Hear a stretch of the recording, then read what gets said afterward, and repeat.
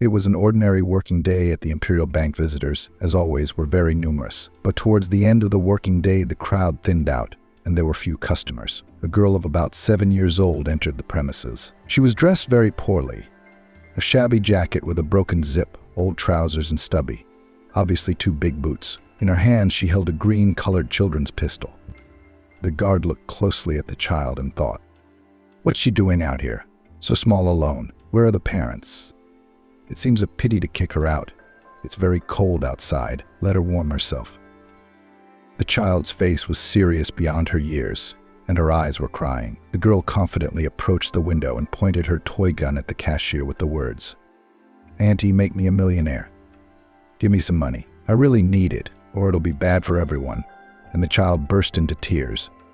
Helen, the cashier, had seen a lot of things over the years and thought that nothing would surprise her. But here even she was taken aback and did not know how to react, whether to cry or laugh at the ridiculous child's prank. According to the instructions, in any unclear or dangerous situation, the cashier is obliged to press the panic button and call the banker to the hall. The woman decided to do so just in case. Just in case.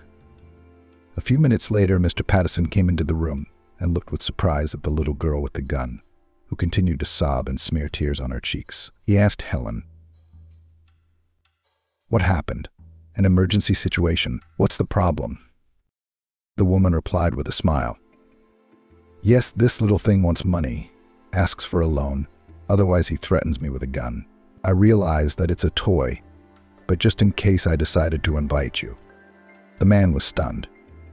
But before he could even say a word, a panting old woman ran into the bank. She was also dressed poorly, but neatly. The old woman grabbed the little girl by the arm and wailed, "Anne, my dear, why did you go alone? I can't keep up with you. You've upset the people." Mr. Patterson was dumbfounded. "All right, dear citizen. Is this your granddaughter? What kind of a show are you putting on here? What a bunch of burglars. You can get punished for jokes like that. We're a serious organization. You need to keep a better eye on your child." Grandma just waved her hand. "How can we not organize it? A performance? We've already been refused credit by all the banks, so she got desperate. Her mother is dying, in a coma. She needs an emergency operation. They're asking a lot of money for it. What choice does the child have? What's the child's way out? She's the one with a heart. She's probably seen a lot of films and decided to take a desperate step. For God's sake, forgive her." Mr. Patterson took another stern look at the little girl. There was something about her that caught his eye, something about her that reminded him of someone else, but he couldn't make out who. The child folded her hands in the form of a prayer and, looking straight into his eyes, began to beg, "Uncle, lend us some money. Please, Mummy is dying. Just don't send us away. We have nowhere else to go with Grandma." Something twinged inside. The banker took pity. He waved them off. "All right, let's go to my office. We'll talk in detail." "Tell me, what's your story?" Mr. Patterson said. "We'll see what we can do." In the office, the old woman sighed and began to tell. "I haven't even introduced myself to you, Mr. Patterson. My name is Mrs. Caroline. You see, it's a long, complicated story. I'll just tell you the main thing.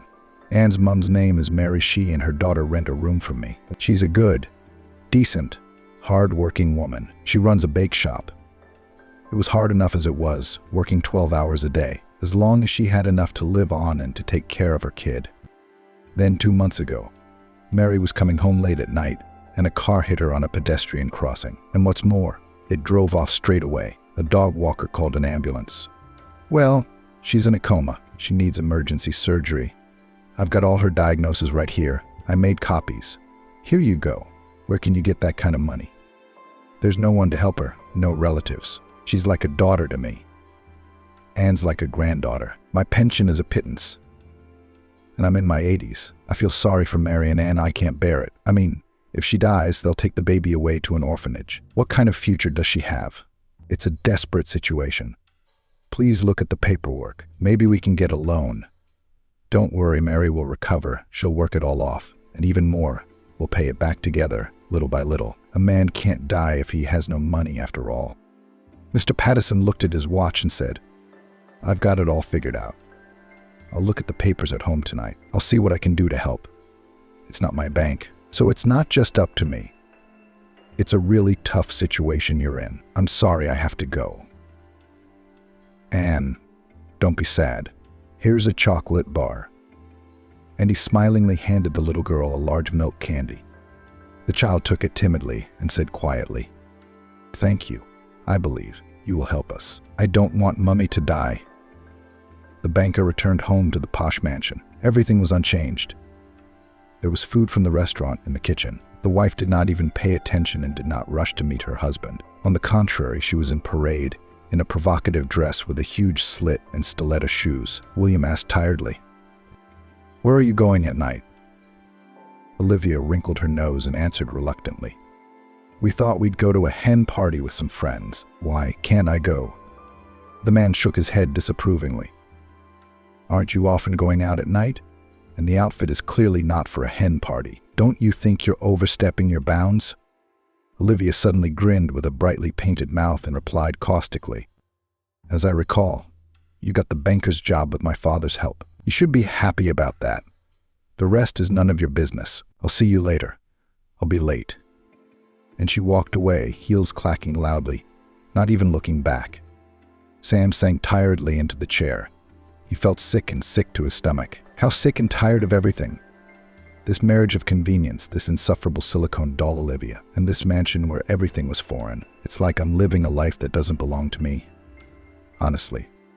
And then he remembered the old woman's papers. They were still in her briefcase. Well, the evening's gone anyway. At least I'll leaf through them. And he went deep into reading, but when he saw the name of the sick woman, he almost collapsed. He shook with shock. Swan, Mary Swan, that can't be right. Oh my God. Is that what Anne looked like? That's it.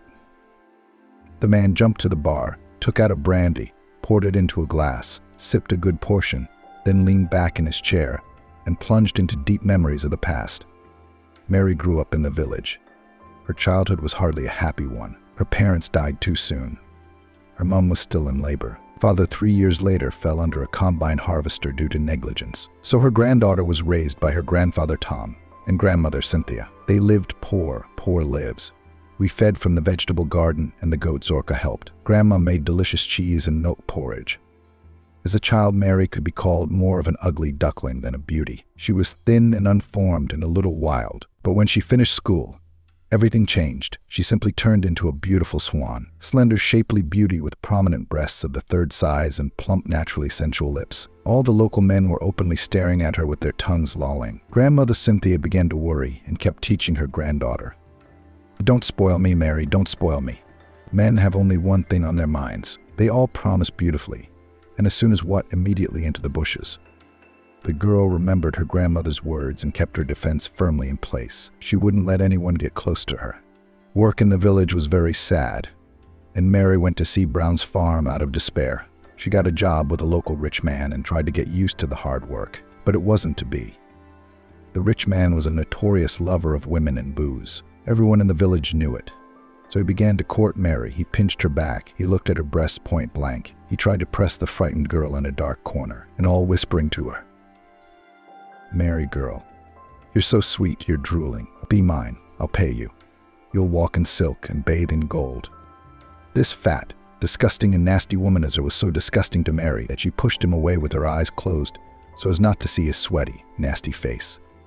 Then one day the girl couldn't stand it any longer, ran home, cried, and told Grandma Cynthia everything. "I'm not going back to the farm, Grandma. You can do anything you want. That nasty Brown's groping me, promising me gold, just to get me in bed with him. I'm so disgusted. What do I do? I don't know." Granny was outraged. She raised her hands to the sky. "Look at him. What a bastard. It's not for nothing," the women whispered. "He won't miss a single skirt. And he's got a wife and 3 kids. And still he's a bloody bastard. Tom, come here. We're going to have a council meeting. Did you hear what my granddaughter's grieving about? What can we do? There's no other work in the village. Maybe we should go to the chairman and complain. Let him put a stop to this ghoul." Grandpa spat and waved his hand. "What's the use? They're all in on it. A hand washes hand. Mary's a good-looking girl. She'll never live here. She'll never live here. Let her go to town. There's a lot of people there. Nobody cares about anybody. Maybe she'll find a job. Maybe she'll get a good marriage. All the young people are going there, and no one's lost yet," he added. Mary was both pleased and frightened at the prospect. Grandma Cynthia, agreeing with her husband, ran to the neighbors to ask for money for her granddaughter's church journey, and for the first time, for they had not a penny to spare. Thanks to kind people, they collected a decent amount.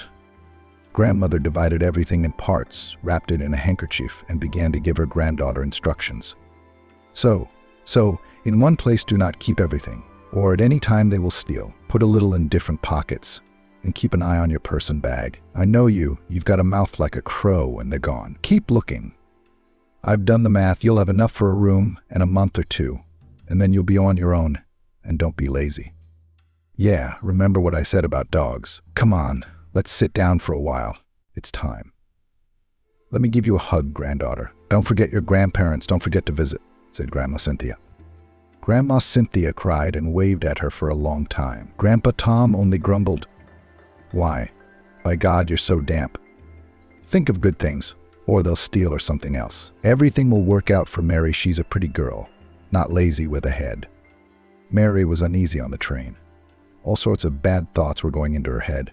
But at the railway station, a very nice, intelligent man sat down in her compartment. They chatted merrily about all sorts of things. He was a joker and told interesting stories. The girl laughed without a word and completely relaxed. After a couple of hours, the man said goodbye and left. Mary looked in her bag for money, decided to order tea, and suddenly did not find her purse. She felt a chill inside. There was also most of the money there. The dazed girl rushed to the conductor. "My God, my traveling companion took out my wallet with money. I don't know how he did it. He was talking non-stop, and I had my ears hanging open. What should I do?" She just shrugged her shoulders. "Well, you young lady, you're crazy. Have you never traveled on a train? They steal more here than at railway stations. You should have been more careful with your possessions. You must have got off the train. Not a beneficiary. Now it's all gone." For the rest of the journey, Mary just roared like a beluga whale. She had no idea what to do or where to go. She scraped together some of her grandmother's sacks, but it was a drop in the ocean, not even enough for a room. She imagined horrible pictures of herself begging for alms or worse. She cursed herself with the last words. "God, what a fool I am." Her grandmother had said, "Keep your eyes open," but no. What a nice man. What will happen to me next if I have not yet arrived and already got into the story? Mary looked round fearfully as she stepped out of the station, clutching her traveling bag and her lady's bag. She looked lost and cornered. Her mind was a mess. Suddenly, an elderly, stylish, and expensively dressed lady approached her. She immediately recognized the young, frightened provincial girl, who was obviously in trouble. The stranger introduced herself. "Hello, darling. My name is Mrs. Zoe. I work as a recruiter, recruiting staff for clinics and companies. Did something happen to you?" The girl was even more frightened. She'd never even heard those words before. She answered quietly, sobbing.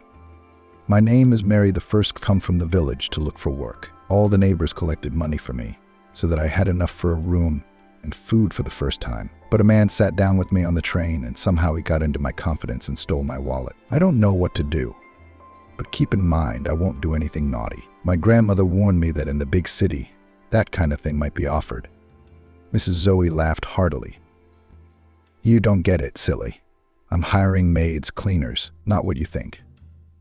If you need a job like that, I can help you. You'll find a place to live, too. Housekeepers tend to live in rich people's houses. But I tell you right away, you need to work hard, unconditionally fulfill all the tasks. The owners do not bore and do not impertinent, but also do not do, you know what, as you put it, inappropriate things. And then there are those kind of people, just trying to sneak into bed with rich husbands." Mary calmed down, smiled, and nodded. "Then I agree. Don't worry, I'm not like that. I've never even had a boyfriend before. I'll try my best. You won't regret hiring me." That same day, Mrs. Zoe gave Mary a full briefing. It took another couple of days to teach her the ins and outs of being a maid, how to use modern appliances, and the girl was safely ensconced at the Pattisons' country mansion. They were bankers and very famous businessmen. Besides her, there was another maid, Amber, and a cook, Emma, living in the house. The head of the household, Mr. Ryan, was a stern, short man with glasses. He said a cursory hello to Mary without even looking at her. Mary didn't like his wife, Mrs. Amanda, at first. She was full-figured, dressed to the nines. She had a grimace of displeasure on her face, her lips were tight, and her gaze seemed to bore through her. She asked Mary who she was, where she was from, told her the rules of their family, the daily routine and her duties. At last the woman dropped out. My son Sam still lives with us. He's a student, finishing his degree in economics. He's in class right now. I warn you not to look in his direction. I know you hicks. Mary barely made it through the exam. Finally, she was released to the servants' quarters. There she met Amber. The woman asked quietly, in a businesslike manner, "What, has our heroine intimidated yet? She can do that. But don't worry, I'll teach you everything. They pay well and stable. You won't make that kind of money anywhere else. So just go along with it and do your job properly." "And Mrs. Amanda?" Mary asked. "Don't mind her. Try not to make her angry. I don't let her see you so much. She's always so disgruntled." And so began Mary's working life. At first, she wasn't very good at everything. After all, in the village, the girl, except for a broom and a rag, did not know any gadgets. But Amber, as promised, quickly taught her what to do, and in a month Mary could easily cope with any tasks. The pay was really good. Mary had never held such money in her hands before. It would have been all right if it hadn't been for Sam. When she first saw him, she was cleaning the windows in the hallway. The girl was stretching as hard as she could and trying to wipe as well as she could. The guy quietly came up behind her and admired. A tall, slender beauty. Her blonde curls fell out from under her bonnet. Droplets of sweat appeared on her temples. He couldn't take his eyes off the new maid and gazed at her shamelessly. Mary felt someone's gaze on her back and looked away. The fact that she was being stared at so intently by the owner's son, a tall, athletic, good-looking boy, made her uncomfortable. She yelped and almost fell to the floor from the stepladder, but Sam deftly picked her up and kept her from falling. When she found herself in the guy's arms, Mary was instantly dizzy. He smelled of expensive, brightly colored male perfume. The touch of his strong hands on her waist gave her goosebumps. The girl immediately jumped up and mumbled, "I'm sorry, Mr. Sam. You scared me. I didn't expect to see anyone at this hour. It's morning. Everyone's off to work." The young man winked at her. "Why so formal, Mr. Sam? Just call me Sam. I mean, we're the same age as you. And I take it you're Mary. Where do they make such a pretty girl? You shouldn't be a maid. You should be in a modeling agency. I'm delighted." "I'm delighted." The girl blushed, embarrassed by the compliment. She apologized again and grabbed a bucket and a rag and ran off. Next, she and Amber went to beat out the cushions, and her partner whispered to her, "I saw the master's boy near you. Don't even think about it, or they'll kill you." She'd take 3 hides for her favorite son. Though he's a good-looking boy, I don't doubt it. But you realize there's nothing but a bed for guys like us. So why spoil your career? You'll be disgraced, and then no decent house will hire you. Mary nodded her head. "Yes, I'll try to keep out of his sight. I don't want any trouble." From that day on, Mary's job became a game of hide and seek, especially when the boy came home after class. The more she tried to stay out of his sight, he would appear out of nowhere and try to talk to her. It seemed like a harmless conversation, nothing like that, but the way he looked at her, it was more expressive than any fervent confession. It was a look that made Mary's insides tear up and turn upside down. A million butterflies fluttered in her stomach. She'd go into a stupor, blush, and like a little girl, just run away. Another weekend came. Amber was released home, and she went into town. Her hosts, too, had gone to an important acquaintance for an appointment and said they would definitely be gone until evening. Mary had faithfully completed all her errands and was quite free. Only she had nowhere to go. No one and nowhere was waiting for her in the capital, and to go home to the village and back, far away. So the girl decided to walk along the forest paths, to breathe fresh air. She was enjoying nature, breathing in the fresh aroma of pine needles and herbs and thinking about her own thoughts. Suddenly, as if out of thin air, Sam appeared right in front of her. She even jerked from surprise. The boy laughed. "Hello, Mary, I scared you again, but I'm sorry I came home early. I thought I'd go for a run. I work out a lot around here. I see my beautiful girl coming, but how could I run past her?" Mary blushed again, and Sam suddenly pressed her against a mighty pine tree and passionately kissed her plump, sensual lips. The girl tried to moo and fight back at first, but after a second she just got dizzy and her legs gave out from the pleasure, and she stopped resisting. How sweet those kisses and hugs of his were. The strong, trained body, the scent of a man, and that look that paralyzed her. Breaking out of the embrace at last and breathing heavily, Mary stammered, "Sam, don't. What are you doing? What do you want me for? I'm just a country maid. I'm no match for you. We can't be together. Your mother warned me on the first day to stay away from you. The boy answered her eagerly. My silly girl, you don't know your own worth.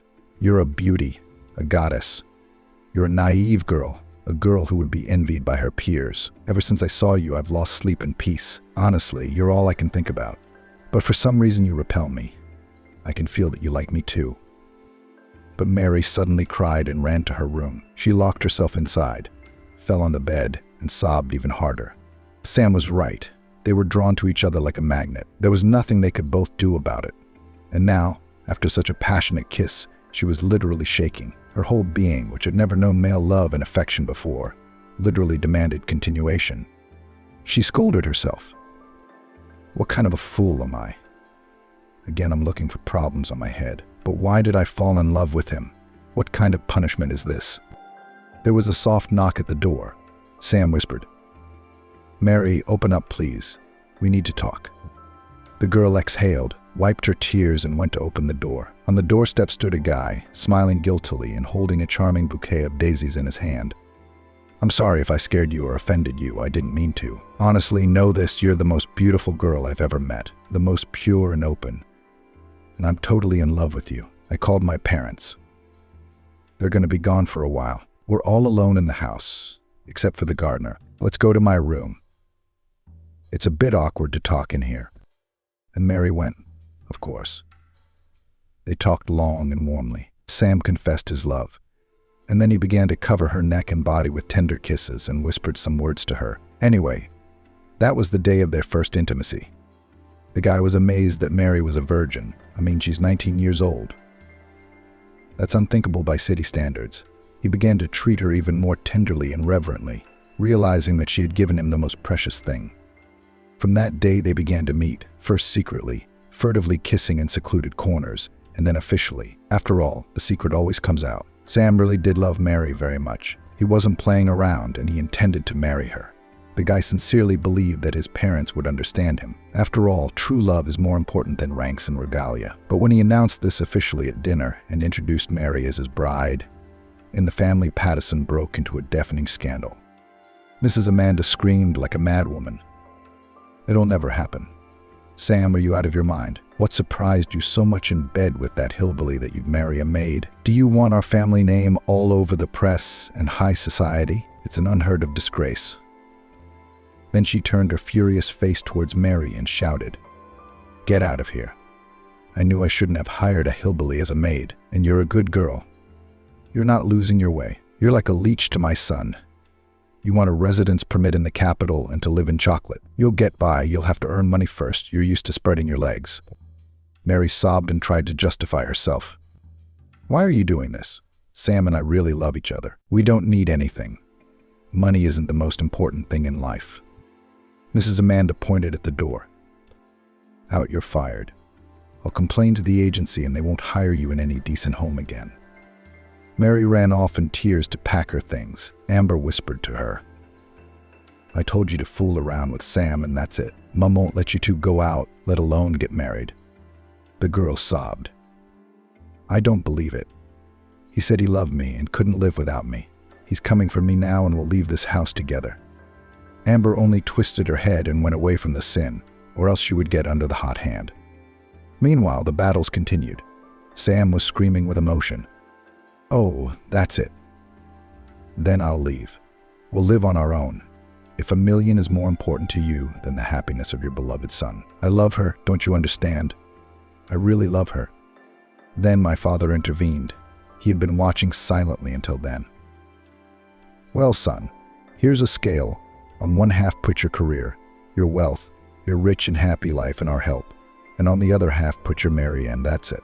How long can you last with her in some cockroach-infested dorm with no decent facilities? How long can you stand working 12 hours a day? You'll run away from that life in a month. But I won't take you back. That's my condition. It's your choice. If you leave with her now, I'll block all your cards and you'll never come back here. Oh, by the way, your sweetheart's leaving with a suitcase. Well, you better run after her. Mary turned around for a second and tried to catch Sam's eye. But he lowered his eyes and didn't move. The girl shouted after him, Coward, bastard, I hate you. And she ran away crying. Everything was boiling inside her, and there was more bitterness than anger. Amber was right, too. They all want the same thing. How could he, Mary thought. He promised he wouldn't betray her, and we'd be together till the end. He said all those words, swore he loved me. But he's a mama's boy. I despise him. And I fell in love, stupid me. I'd rather go out and have fun. It was a good thing she hadn't spent much of the money she'd earned over the months. She managed to rent a corner with a lovely woman, Mrs. Caroline, on the outskirts of town. But when Mary realized a month later that she was pregnant, she was horrified and burst into tears again. After telling her landlady everything honestly, Mary heard, "Why don't you tell your fiancé you're pregnant? Maybe he will come to his senses and marry, or help. Anything can happen." But Mary just waved her hand. "No, Caroline, he won't marry. He can't get away from his mom. If this hero finds out I'm pregnant, he'll kill me. I'd rather have an abortion." Mrs. Caroline shook her head and looked at the girl disapprovingly. "Don't you dare. Don't take such a sin on your soul. You'll get her back on her feet, won't you? You're not the first, you're not the last. I'll help as much as I can. I'll keep an eye on her. And killing a living soul is the last thing you want to do. A child is God's plan. It's not given to everyone. I would have given anything to have children, but God didn't give it to me. That's all." That's how they got on. Mary got a job at a kiosk nearby selling baked goods. The owner was an Armenian. Ashot he saw, of course, that the woman already had a small belly. He understood everything. But still he hired her. He felt sorry for her. He knew that this place is not much sought after, and this one will hold on to the job with her teeth. And so it was.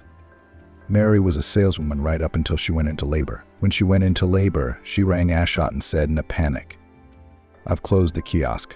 I'm going to the hospital. The keys are where they usually are. Don't hire anyone to take my place, I beg you. Better put me on the night shift or 24/7.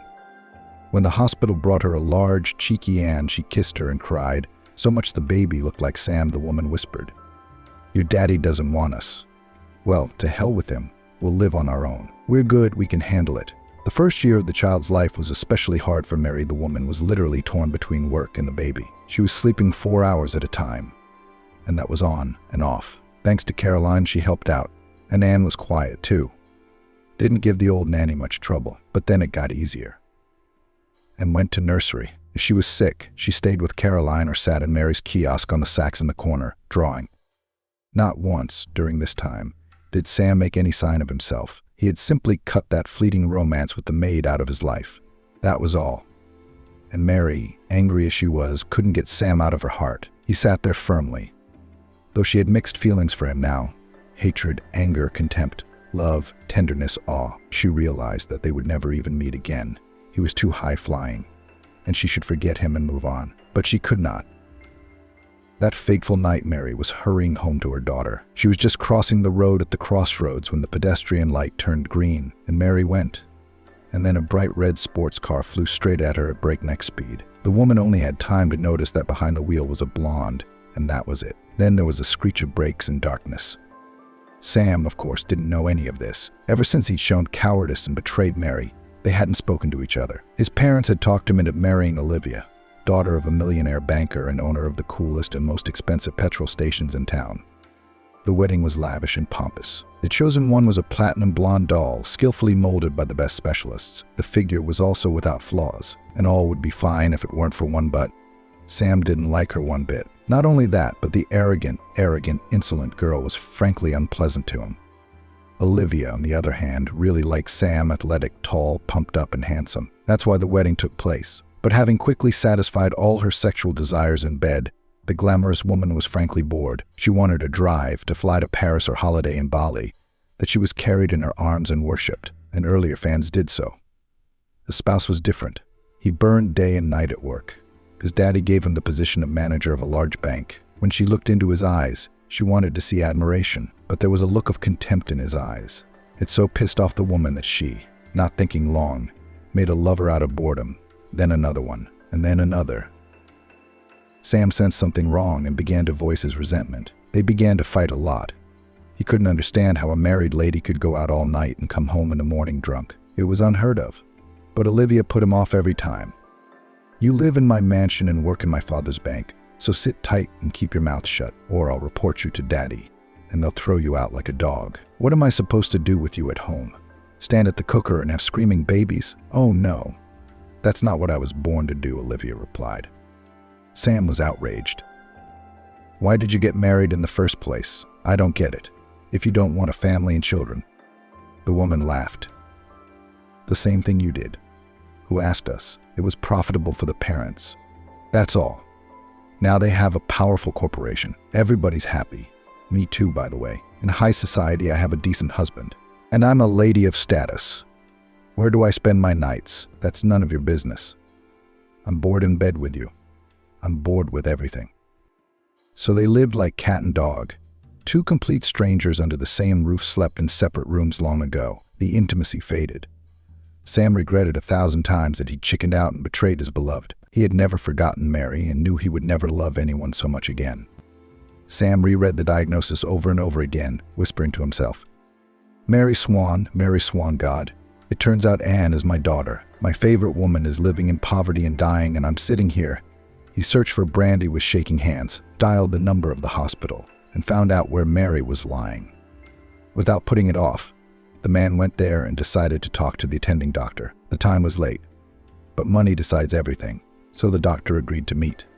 He sighed and answered, I'll be honest, Mrs. Swan's situation couldn't be worse. She suffered a severe head injury in the collision. She's been in a coma for a month with no progress. There is only one chance to change something. It is to carry out urgent brain surgery and remove the damaged areas. But here too, no one guarantees that the woman will tolerate it and survive it all. Personally, I will not take such responsibility. There is only one specialist in the capital, a virtuoso of his craft and a lover of experiments. That's Mr. Andrew Willis. You should contact him. He might be willing to operate. But then again, it's a very expensive operation, and as I understand it, the family doesn't have the money. Sam was shaking. He was almost screaming. They'd give me the coordinates on this guy Willis. I'll meet him tomorrow. Can I see her for a few minutes, please? The doctor just waved his hand, saying no problem. The patient was no good anyway. The man quietly entered the IQ room. What he saw shocked him. Instead of a fresh, glowing Mary, there was a haggard woman lying on the bed, her eyes sunken, her cheeks gone. The color of her face blended in with the sheets, not a speck of blood, and her skinny body was wrapped in dozens of sensors and wires. Sam instinctively took her hand. It was icy and dry, and began to whisper to her, Mary, my girl, forgive me, you bastard. You will not die. Do you hear me? I'll die for you, but I'll get you out of death's clutches, for your daughter, for us. I still love you. Do you hear me? Believe me. He even thought her eyelids fluttered, and he begged her forgiveness again and again. The very next day, Sam put all his business aside and went to see a famous medical luminary. Mr. Andrew Willis carefully studied all of Mary's medical records and thought for a moment, then said, The operation could certainly be done, but it would only be at my own risk. There is no 50% certainty that the patient will survive. There's no time to lose. Do you understand? Most likely, irreversible processes have already started, and the woman can either die immediately without regaining consciousness or remain, how can I put it mildly, incapacitated. I'll write down the amount. It's very large, I warn you. And I emphasize again that the risk of death is enormous, and I'm only agreeing to this because it's the first time I've ever done it, purely out of experimental interest. Sam started to calm him down. But you said yourself that if nothing is done, Mary will die anyway, and there's no chance of her coming out of the coma and recovering. Isn't she an incapacitated person now? So why not try to save her life, if there was even a 1% chance of a miracle happening? The sum was really huge. Even for a wealthy man like Sam, he'd emptied all his cards and accounts and quickly sold the expensive Porsche he'd recently bought. And that was barely enough to cover all the expenses. Immediately, he made a transfer to the clinic and phoned Mrs. Caroline. Good afternoon, Mrs. Caroline. It's Mr. Sam for you. Remember we talked about the loan for your friend Mary Swan? I have some news for you. Give me your address. I'll be right over. On the way, the businessman stopped at the Children's World shop and bought Anne a new jacket, boots and more clothes, toys and 2 bags of groceries. He had trouble finding the house number in the yards. The dwelling was old, but quite well maintained and cozy. They were already waiting for him there. The kettle was boiling in the kitchen. The old woman was fussing and setting the table. Anne hovered round and helped her grandmother. An excited Mrs. Caroline said hello, invited her guest to the table and asked, "Thank you, Mr. Sam, for not forgetting about us. Will you give us a loan? Will they approve it?" That's what the hospital says, that it's too late. They're saying Mary's not likely to make it. I don't want to believe that. And the old woman began to wipe away the tears from her eyes with the corner of her handkerchief. The man hastened to reassure her. "Don't worry, you won't need a loan. No one would give you such a huge sum with your income. I've already paid for everything. The operation is the day after tomorrow at the Institute of Neurosurgery. It'll be performed by the best luminary in the capital, Mr. Andrew Willis. I've arranged. Let's pray and hope for the best."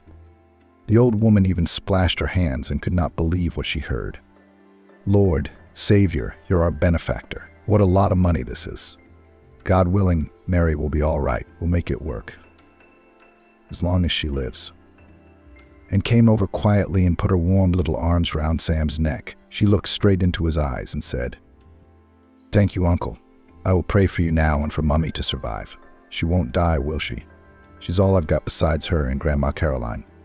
Sam instinctively hugged the little girl and felt such warmth and tenderness inside. He gently flicked her nose and held out 2 huge bags. "These are all for you, and clothes and toys. If you're not the right size, I'll change them in a jiffy." The woman and the girl gasped, and the little girl ran happily trying on clothes and looking at toys, and the businessman began to put on the table products from the other bags. "This is also for you for the first time. Sort it out. I think I got the essentials." Mrs. Caroline even cried. "Thank you so much, dear man, for caring so much for strangers. It's a time when you forget your own family, and even strangers." Sam suddenly said in a hoarse, broken voice, "Mary is not a stranger to me, you know. She's my first love, my strongest love. And I betrayed her once. I was a coward. I'm a bastard and a bad man. I've ruined my fate and hers. Maybe Anne is my daughter too, I don't know. So I really want her to live, and I'll be on my knees begging her forgiveness." He waved his hand and walked away, trying to suppress the sobs that burst from his chest. On the day of the operation, Sam didn't go to the bank at all, shifting all the duties to the deputy. He walked like a caged tiger through the hospital corridor and waited. Time seemed to stop and the hand of the clock stood still. He asked God sincerely, as best he could, in his own words, "God help. I wish Mary had lived. I know I'm a scoundrel and I'm very guilty before her, but you can see that I still love her. I don't want anyone else but her. Make her well, please." Mrs. Caroline and Anne sat quietly on the couch. The girl did not cry, only stared silently at one point, apparently also praying and waiting. 4 hours passed. At last Mr. Andrew Willis came out of the operating theater. He took off his cap and approached Mr. Pattison. "Well, gentlemen, you may rejoice. I don't want to boast, but I'm very pleased with the result. Now let's look at the dynamics. But the odds are good that the woman will come round. Let's hope for the best. You two split up. You can't see her yet. She's in intensive care. Come back tomorrow." Sam shook the professor's hand and thanked him, and also ran to the doctor and said tearfully, "Thank you for saving Mummy. She's going to be all right, isn't she?" The doctor averted his eyes and quietly replied, "I really want to believe that your Mummy will get well, but it's not all up to me. I did everything I could. The operation was a success." Mary finally regained consciousness. Out of a thick, heavy fog, she heard her daughter's voice. "Hello, Mummy, how are you? Are you feeling better? When will you open your eyes? I miss you so much and I pray every day. Me and Caroline and I are going to go and get you some medicine, and there's someone who wants to talk to you." And then Mary heard the same husky voice she'd never forgotten. "Mary, my darling, it's me. Sam, I'm sorry, darling. I'm a bastard. I betrayed you so badly. I can't believe it's been so long since I've forgotten you. I remember all our kisses, your iridescent laughter, your big, beautiful eyes. I don't know if you'll ever forgive me, but I really want you to get better." Everything inside the woman suddenly turned upside down and warm. She gathered herself with all her strength and wanted to shout to the whole world, "I haven't forgotten you either. I love you too," but she only managed to open her eyes slightly and whisper, "I too." All the sensors on the life support system suddenly turned red and beeped, and a terrified Sam ran out after the nurse. "Get over here. Come on, Mary's awake." Just then, a bunch of staff rushed into the room. There was a commotion, looking at the woman's pupils and checking for reactions. The man was escorted out the door. Anne and the grandmother came up and were very frightened when they saw the panic in the room. The baby immediately cried. Is Mommy ill? Why are there so many doctors in there? Is she getting worse? The man pressed the little girl to himself and calmed her down. On the contrary, Bunny, don't worry. Mommy woke up. She heard your voice and mine and came to her senses. I can't even believe it.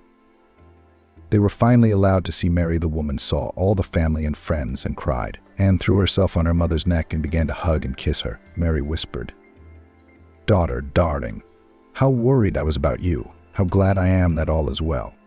Baba Caroline, thank you for looking after my little girl. Not abandoned, not sent to the orphanage. Sam, how are you doing? I thought I'd never see you again." The old lady said, "So that's him, the bank director where Anne and I went to get a loan. Mr. Pattison paid for your operation. If it wasn't for him, I don't know. You never stood a chance. Only the famous Professor Willis took it on his own risk, and that was because Sam miraculously persuaded him to do it. So there you go." Mary looked at Sam with gratitude and tenderness and softly, "Thank you for life. You're my guardian angel now. Sam, we probably need to talk." Anne and her grandmother nodded understandingly and left the room. The man came closer. He looked at this short-haired woman with huge, attractive eyes and admired her. He compared her to Olivia's doll, like artificial face, and realized that he would never be able to be under the same roof with her for a second. The man took Mary's hand and said, looking directly into her eyes, "Sweetheart, forgive me if you can. I'm so sorry to you. I chickened out. I went along with my parents. Who knows how much I regretted it later. They talked me into marrying Olivia, the daughter of a millionaire. But she and I are total strangers. We live like cat and dog. You're still in my heart, and I don't want anyone else." Mary's eyes immediately filled with tears. "So you're married. So we're not going to work out again. But I want you to know that Anne is your daughter. I found out about the pregnancy after we broke up and decided to keep the baby." Sam waved his hands. "I've already guessed that Anne is mine. I'm not leaving you now, you know that. I'm going to talk to Olivia tonight, and we're going to split up. I want to live with you and my daughter. Do you understand? I'm begging you to believe me this time, please." Mary grinned bitterly. "Do you think she'll give you a divorce that easily? And if she doesn't? I'm scared. I remember how your mother humiliated and embarrassed me back then. I don't want to go through that again." The man replied quietly, "Don't worry and don't think bad thoughts. Get well. I bought all the medicines. I'll come every day. Why don't you tell me how it happened? Why haven't they found the person who hit you?" The woman sighed and shrugged. "I don't remember much." The light turned green. I walked across the crosswalk. Suddenly, this red car came out of the darkness. I only caught a glimpse of the blonde behind the wheel, and that was it. Sam bent down and kissed Mary gently. "I'll take care of it. The perpetrator must be punished, but I've got to run. Know this, I'm happy I found you and I won't let myself lose you again, and I won't let anyone else hurt you." Mary brushed away a tear. "Be that as it may, I love you, Sam, and all these years I've never been able to tear you from my heart." Sam arrived home late that night. To his surprise, Olivia was home waiting for him. She looked worried. "Oh, where have you been for so long? What's going on? You've never been late before. Dad said you sold your car and withdrew all the funds from your accounts. What was that for?" The man sighed and replied, "Olivia, we need to have a serious talk. I needed the money to help someone who was in trouble. I want to divorce you. We've been strangers for a long time, and we don't like each other. And you know it. So why torture each other? Besides, you have someone else I know. I, too, met a woman I'd foolishly lost years ago, and I still loved her dearly." Olivia's face twisted with anger. "Is this the maid your mother kicked out in a huff? And you spent all your money on her? Or are you out of your mind? I won't give you a divorce, you know that. I don't want to be the talk of the high society. I'll call my dad right now, and you'll be left with nothing." Surprisingly, Sam wasn't frightened or upset. On the contrary, he was somewhat relieved.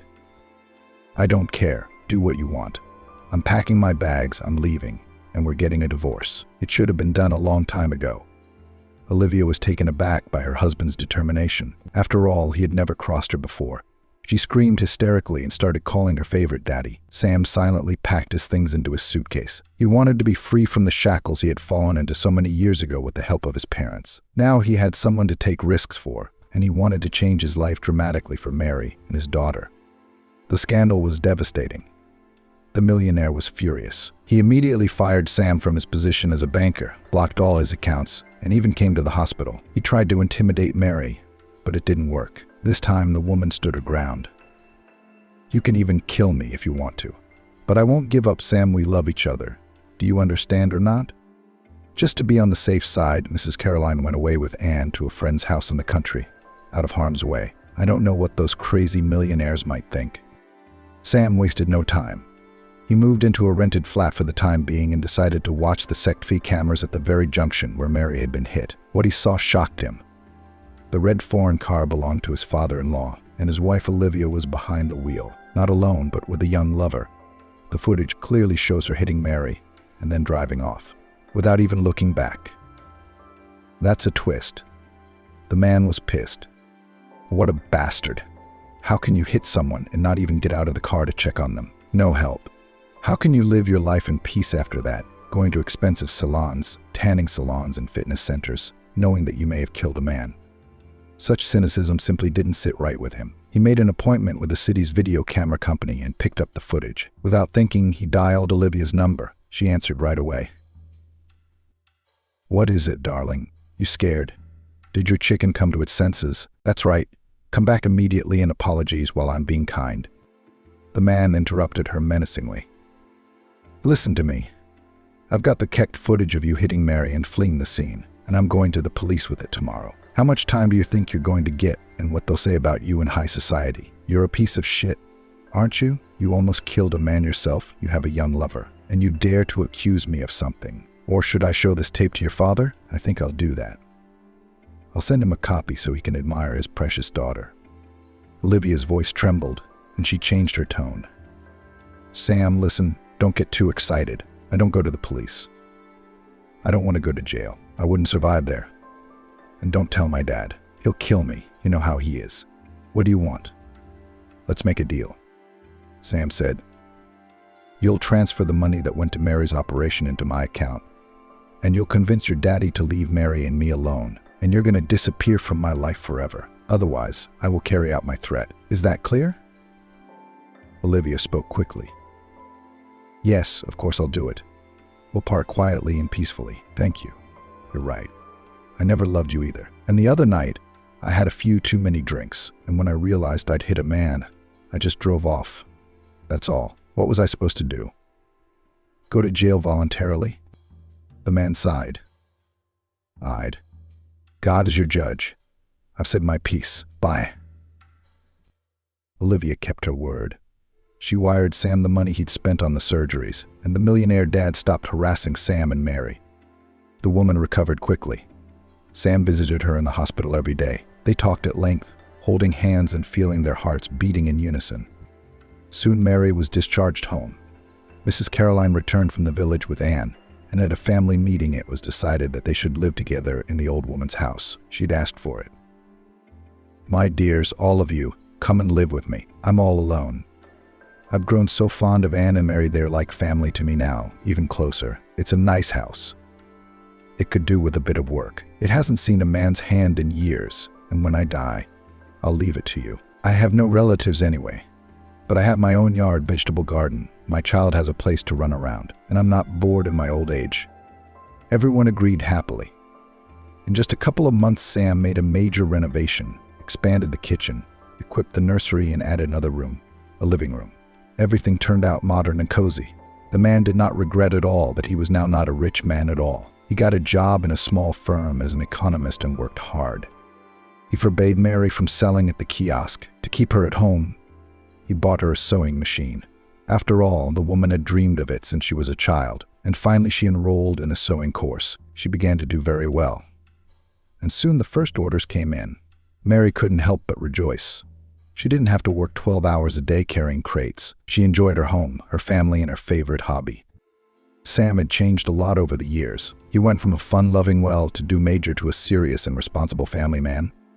3 months passed. Anne called the man Uncle Sam, and it bothered him a lot, and he decided that it was time to tell the girl the whole truth and put her on his surname, as it should be. In the evening, the man sat down beside the child in a chair and began an important conversation. "Anne, I need to have a serious talk with you. You see, I'm not just another man's uncle. I'm your real daddy, and I'd like to call you my daughter and give you my last name. What do you think about that?" The girl looked at him strangely and suddenly asked, "If you are my daddy, why didn't you live with us before? Where have you been all this time? So is it because of you that Mum cried a lot at night? Did you abandon us? You didn't love us? Why do you love us now? What if you leave again and Mummy cries? Because if you love, you don't leave." And threw the pencil on the floor and ran away crying. Sam was very upset, though he realized that his daughter was right about everything. If she loved him, she wouldn't leave him. But he did. Mary began to comfort him. "I told you, it's still early." She wouldn't understand. She's too young. Mrs. Caroline decided to intervene in the conversation, though she didn't usually do so, but this was too serious a matter. "Now, children, I'm going to talk to Anne. She's just very upset with her father. I mean, she's seen her mother in poverty for so many years. We've got to explain it to her properly. She's a smart girl, and she's old enough to understand. She'll understand." Mrs. Caroline went quietly into Anne's room. She was lying with her head on the pillow, sobbing. The pensioner began to speak as if not to her, but simply into space. "Once upon a time there was a prince and a princess. They loved each other very much. But a wicked witch came and broke them up, separated them." The girl suddenly said angrily, "Stop treating me like a little girl, Grandma. I'm an adult and I understand everything. My father left my mother and he didn't need us for so many years, and now he's fallen in love with us. And then suddenly he won't love us anymore. Is that it?" The old woman sighed. "Well, if you're an adult, then listen to another story. It's like that, and you're right. Your father was young and listened to his mother. She told him not to love your mum. Yes, he got cold feet. They broke up. Your mother realized she was pregnant with you, but she didn't say anything to the groom, so you can't blame him either. He just didn't know about you, you know. And when he read the papers and realized it was the woman he loved who was dying, what did he do? That's right, he saved her, like a fairy tale. And why? Because, my dear, he loves her very much. But don't you understand that? Your daddy was very happy when he found out he had a daughter. Now you're together, a family. So what's wrong with that, tell me? Don't you love him?" The little girl answered quietly, "I do, and I want it to be always so." Mrs. Caroline then added, Well, then why do you take offense? We are not angels and often do bad things as well as good. There's nothing you can do about it. That's how human beings are. The main thing is that my father realized his mistake, repented, and now you two are together. It's not our business to judge him. Parents should be accepted and loved, whatever they are, because they are the closest people to you, understand? The girl wiped her nose, smiled, and hugged her grandmother. "Grandma Caroline, how clever you are. You told me everything so well. Why did I, silly me, get angry with Daddy?" She ran happily into the living room, taking Sam's hand. "Come on, Daddy. Let's go and have tea. Only that big chocolate candy is mine." The man happily picked up the little girl in his arms. "My little girl, my sunshine. Are you not angry with Daddy anymore?" She twisted her head. "No, I'm not. I love you. You'll always live with us now, won't you? And Mum won't cry?" Sam kissed his treasure and promised, "I swear to you, Mummy will never cry again, and neither will you, because I'll never let anyone hurt you." Then they drank tea with sweets and cakes that Mary and Mrs. Caroline had baked together, and talked and made plans for tomorrow. Mary sat next to Sam, snuggled up to him, and realized that this was a woman's happiness. She had found it at last. How good and peaceful it felt. And Sam's parents lived out their lives alone in their huge mansion. Mrs. Amanda had turned over the years into a bitter, boring old woman, mercilessly nagging her infirm husband. She cursed the maid who had taken their son away from them. Sam had stopped talking to them altogether. He had only telephoned once to say that he was perfectly happy with Mary and his daughter, and was very sorry that he had missed so many years because of his own mother's hatred. Mrs. Amanda wandered around the empty rooms and literally howled with longing and loneliness. She never realized that it was her own fault, but things could have been very different.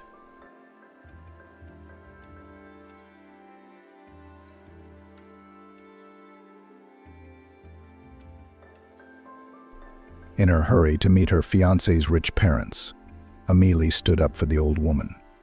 And when she crossed the threshold, Amelie flew home in tears. It was raining, she was soaking wet.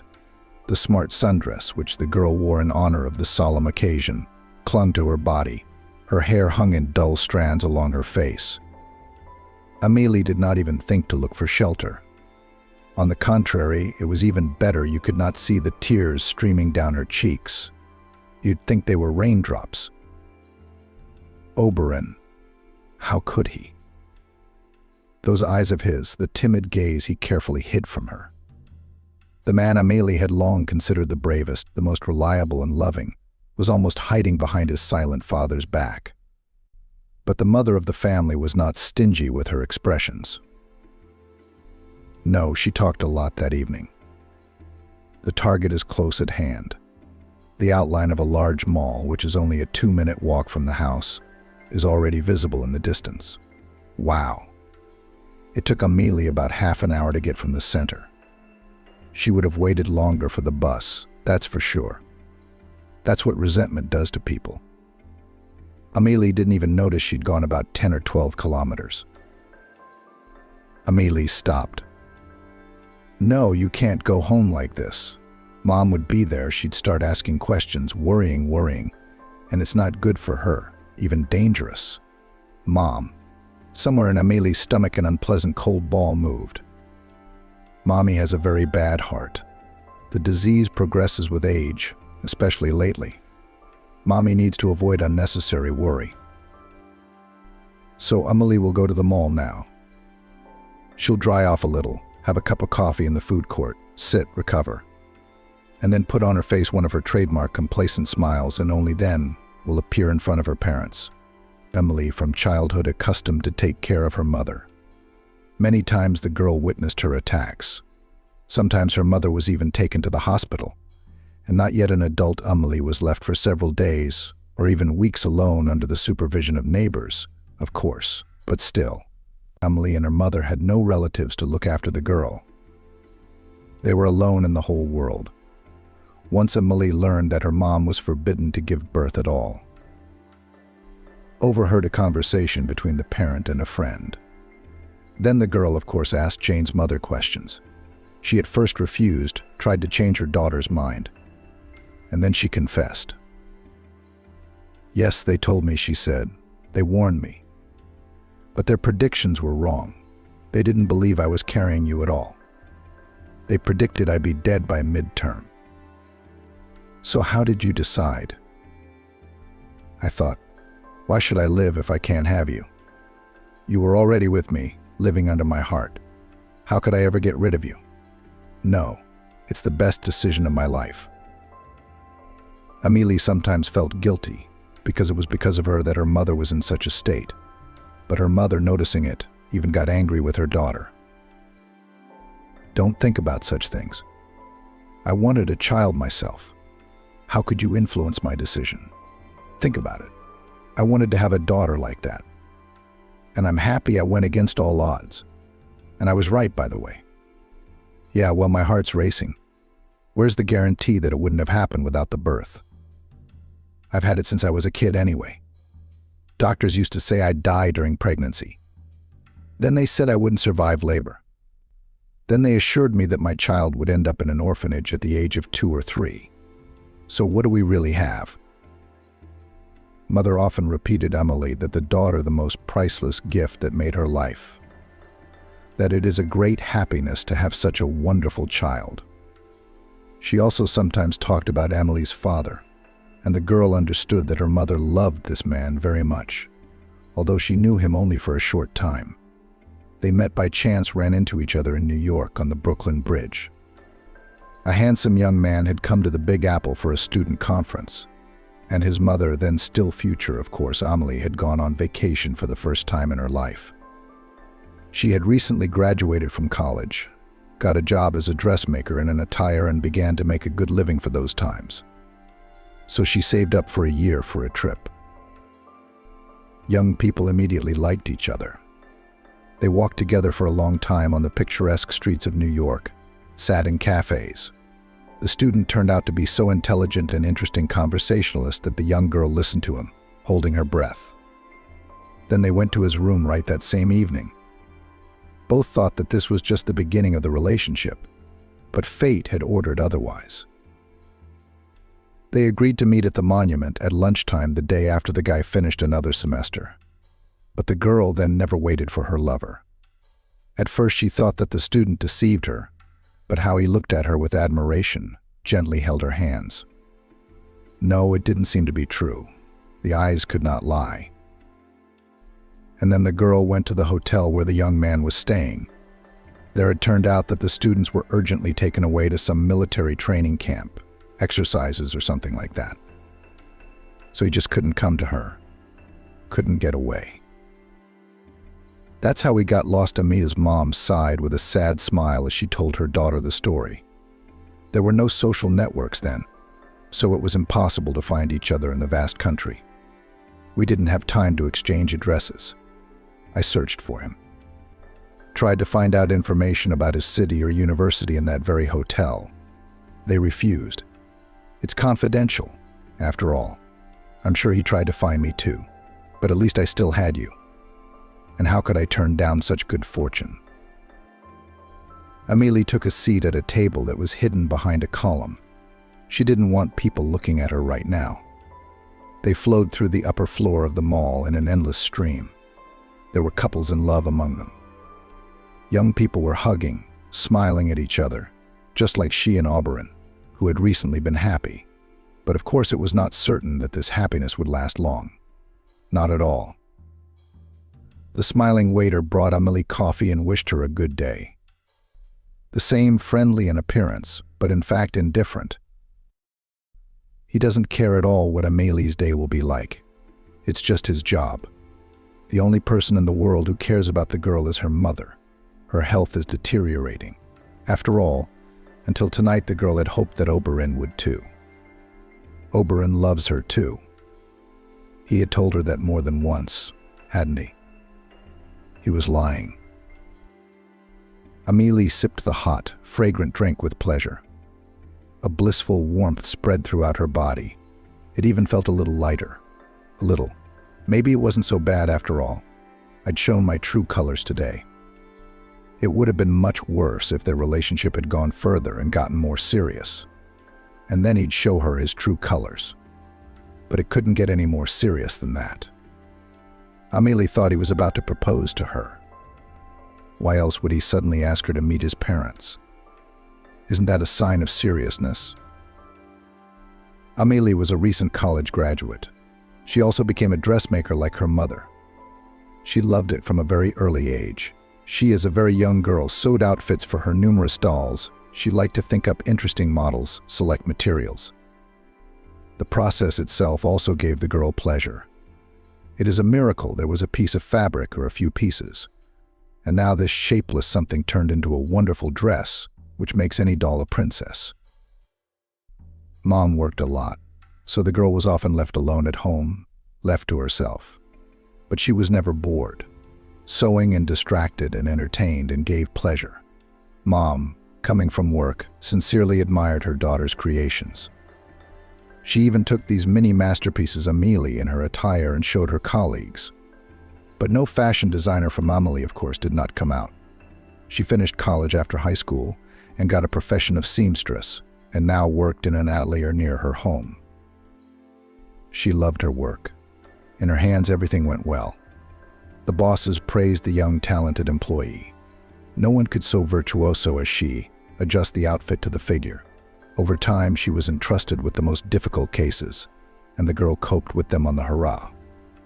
She even liked difficult tasks. She saw them as a challenge. Amelie ordered herself another coffee. She needed to warm up.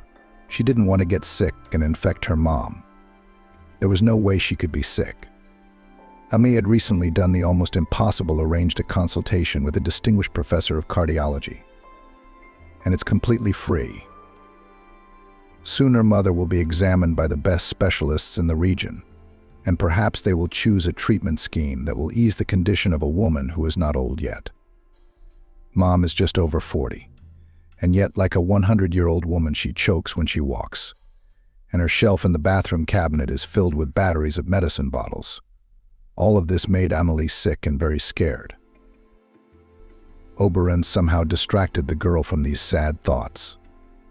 A switch. By his mere existence, it was as if he lived in some other world, the son of wealthy parents, flitting through life like a carefree moth, meeting friends, traveling, partying. Always smiling and cheerful, he seemed to infect others with his optimism. Oberon is also, of course, handsome, tall, athletic, correct facial features, wide white-toothed smile, charming dimples on his cheeks, and eternal bronze tan on his body. Oberon often traveled with his parents.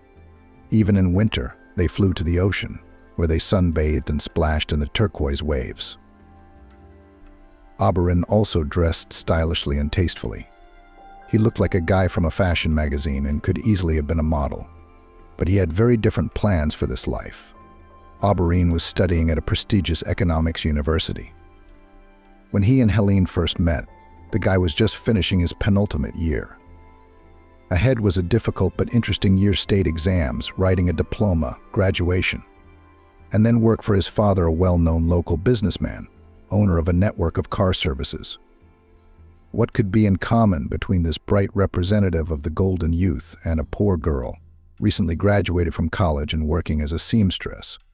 But they had a fateful meeting in a nightclub. Emily had never been fond of such places. For one thing, it was expensive. To visit this club, she spent half of her salary, which was irrational in her situation. But Susie, her childhood friend and neighbor, had asked, literally begged Amelie to keep her company. Susie had always dreamed of a beautiful life and planned at least for one evening to plunge into the atmosphere of an expensive nightclub. She had even bought a dress for the occasion. How could Amelie refuse? Amelie immediately did not like the fact that the table was occupied, and Susie immediately rushed to the dance floor. Amelie recognized her friend's silhouette among the dancing crowd and wondered, what is there to like here? The music is so loud that it seems that my eardrums are about to burst. It's stuffy, cramped, smoky. Well, since I'm here, I'll have to stay with my friend until the end. We can't leave her alone. Amelie put on her favorite tight jeans and a wide flowing top. And as it turned out, she was the one who had guessed the right outfit, not Susie in her dressy dress. Almost all the girls in the club were dressed about the same as Amelie. Not a ball at all. A couple of times she managed to get her friend out on the dance floor. "Did you come to sit here?" Susie asked, her eyes blazing with joy. And Amelie danced among the crowd of young people.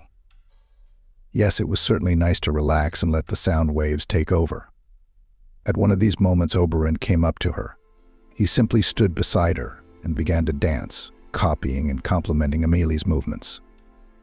The girl, noticing this, was embarrassed, stopped, but he smiled at her in a friendly manner, took her hand and led her in the dance. Amelie spun so deftly and confidently that the two of them seemed to become one. It was an incredible sensation. During the dance, the girl looked at her unexpected beau. Handsome, incredibly handsome, stylish, and dressed very expensively. Amelie had an excellent understanding of things, because she worked in an attire. The young man was wearing clothes of expensive brands. How did such a guy even pay attention to her? Perhaps the dance would end, he would smile and leave to his equally rich friends. He probably just liked the way Amelie danced. So he paired her up for a few minutes. But Oberon didn't leave. He asked for permission to walk Amelie to her table. And since there was no one at that table, as Susie continued to conquer the dance floor, the young man offered to keep Amelie company. Wow. Amelie's heart was pounding like a jackhammer. She couldn't believe that a guy like that wanted to hang out with her. That night, they tried to talk honestly, but the loud music was getting in the way, making it almost impossible. Still, Oberon managed to shower Amelie with compliments that she had never heard from him before. "You are very beautiful and plastic. You have simply beautiful eyes."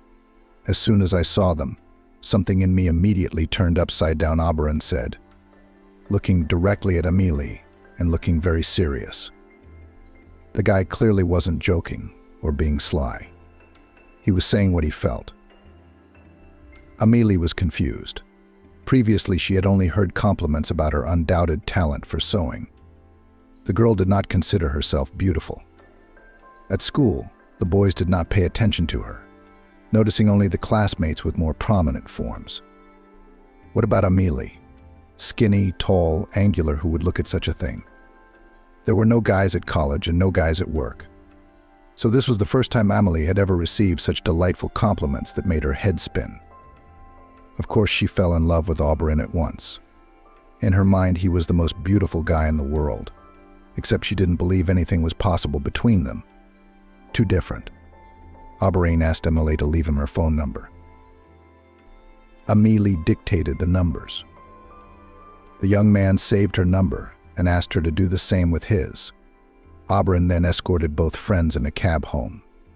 Svetka tried to flirt with the young handsome man all the way. She, heated by drink and vivid emotions, did not immediately notice that Oberon clearly sympathized with someone other than her. The guy very delicately repelled these attacks, trying not to offend Svetka. With this, he conquered Amelie even more.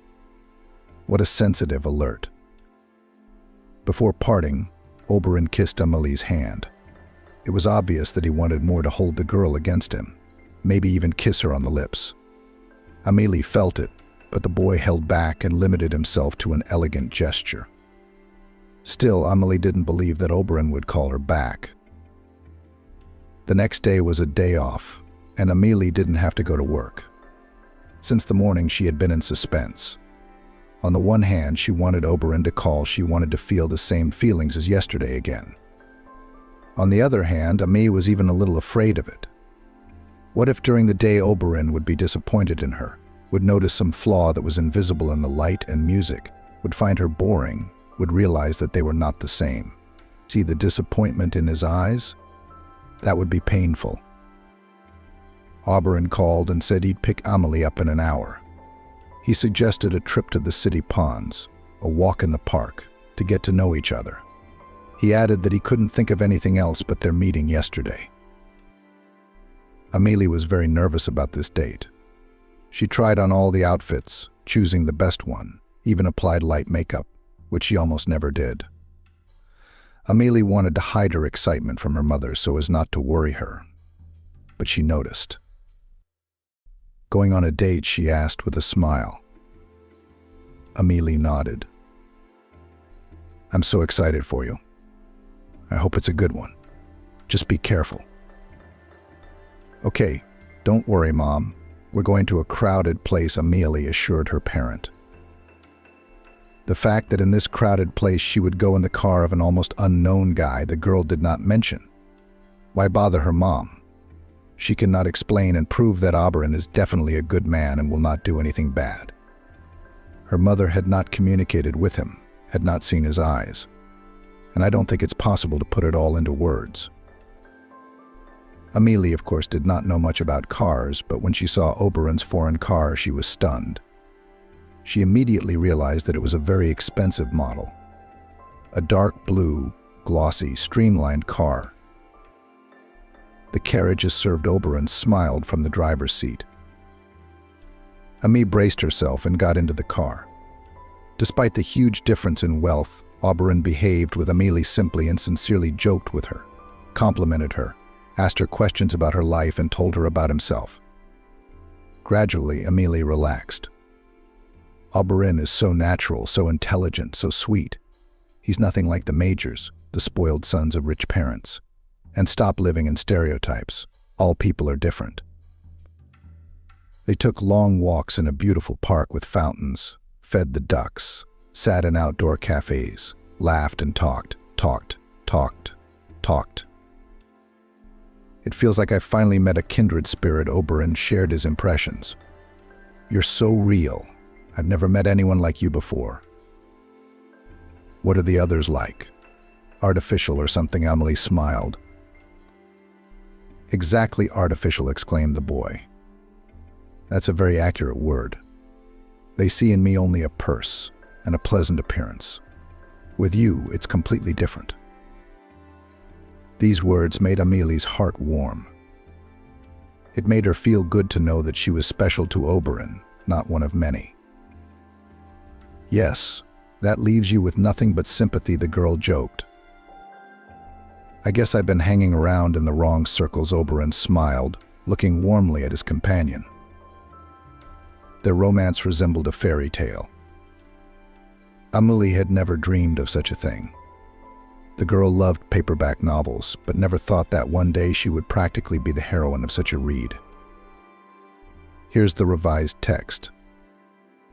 Oberon made Amelie surprises, showered her with compliments, took her to the most interesting and unusual places in the city that she didn't even know existed. He sincerely enjoyed her reactions, surprise and admiration. "Are you so easy to please, so easy to surprise," he sometimes said. "It's such a pleasure. I feel like a completely different person around you. I can't even express it." Oberon liked very much the sincerity of the unspoiled Amelie, and the young man often reminded her of how beautiful she was, showed photos of famous models and actresses similar to her, gave Amelie things that emphasized the advantages of her appearance. Oberon took care of Amelie. He tried to please and protect her. It was so pleasant. The girl was beginning to feel like a real princess, beautiful, fragile, and loved. She had never thought of herself that way before. Of course, her mom noticed the changes happening to her daughter and knew her boyfriends. But they didn't know each other. The woman asked her daughter questions about her chosen one. When she learned that the man was very rich, she tensed up a bit. "Be careful, daughter. After all, rich people choose their life partners as equals, and with the rest they just have fun and spend time," she said. "What's with the stereotypes?" Mom, Amelie argued. "Of course my mom doesn't understand anything. It's not like she doesn't know Oberon, doesn't see the way he looks at me. Oberon isn't like that.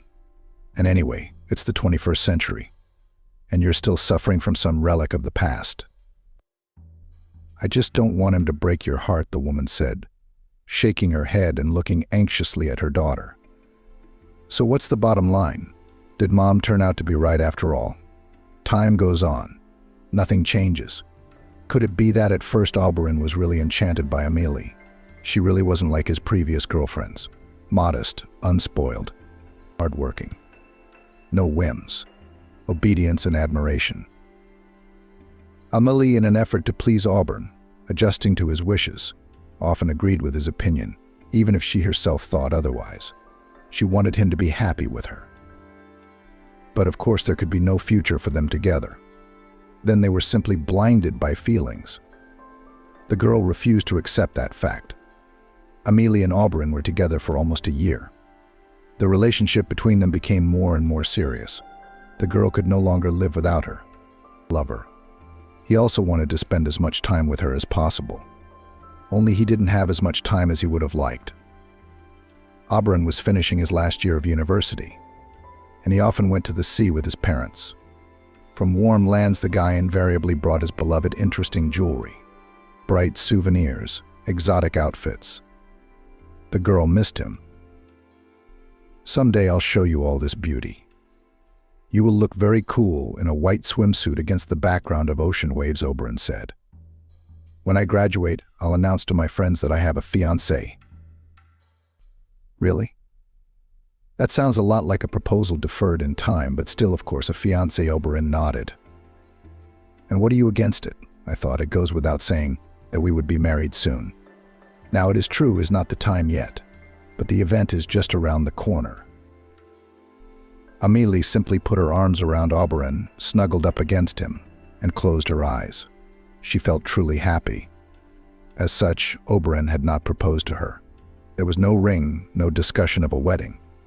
It was simply implied from that very dialogue that they would get married sooner or later. Then Oberon got his degree. His father got him a job, as had been implied from the beginning. The boy started earning decent money. He used to be sponsored by his parents, which he never hid. Now the guy was rapidly becoming financially independent, which he was very happy about. Amelie rejoiced with him and dreamed that now he will finally make her an offer. But for several months after the defense of the diploma, the proposal did not follow. But one day Auberon said that it was time for Amelie to meet his parents because their relationship is very serious. So the family is eager to communicate with the chosen one of the only heir. Do you think it's necessary? Amelie clarified. She was very anxious about meeting Auberon's relatives. Family had always been very important to him. The girl knew it and was afraid to disappoint her parents and her beloved. Of course I will. Well, what are you worried about?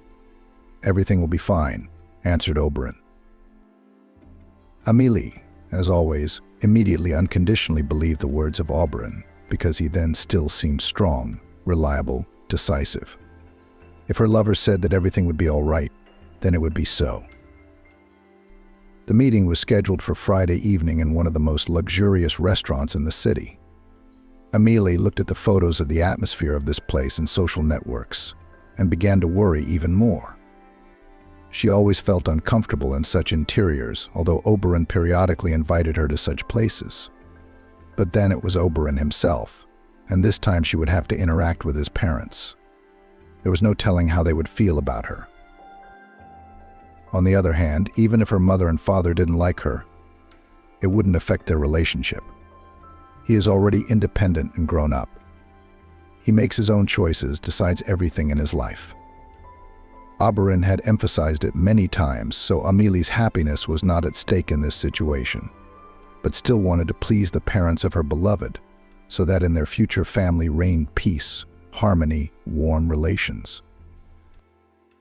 About the upcoming meeting, Amelie preferred not to tell her mother Helene, or she would definitely get excited, and she cannot. Recently, the health situation of Amelie's mother was getting worse. The very young woman was sick. She was often dizzy, her heart was aching. She could barely get to work, stopping at every pole to catch her breath. The doctors would throw up their hands. What do you want? You have a serious defect. They told you not to give birth. You didn't listen. The disease progressed rapidly.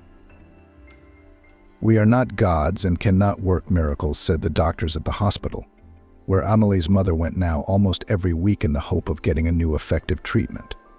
She always got the same answer. But nothing. Soon there will be a consultation with the professor, about which Amelie had agreed. This luminary of medicine will definitely help them. Amelie decided to take the trolleybus to the restaurant. She had no money left for a cab. It was still a week away from payday. The lion's share of her earnings had been spent at the beginning of the month on medicine for her mother. So what if it was a trolleybus? Amelie even liked to ride it across town and look out the window. She sometimes specially chose long routes to admire the city scenery and think about her own. But this time the girl certainly didn't manage to relax. She was constantly winding herself up with anxious thoughts. There was uneasiness in her soul. Intuition told Amelie that the meeting is unlikely to go smoothly. And as it turned out later, her instincts had not failed her. The salon was almost empty.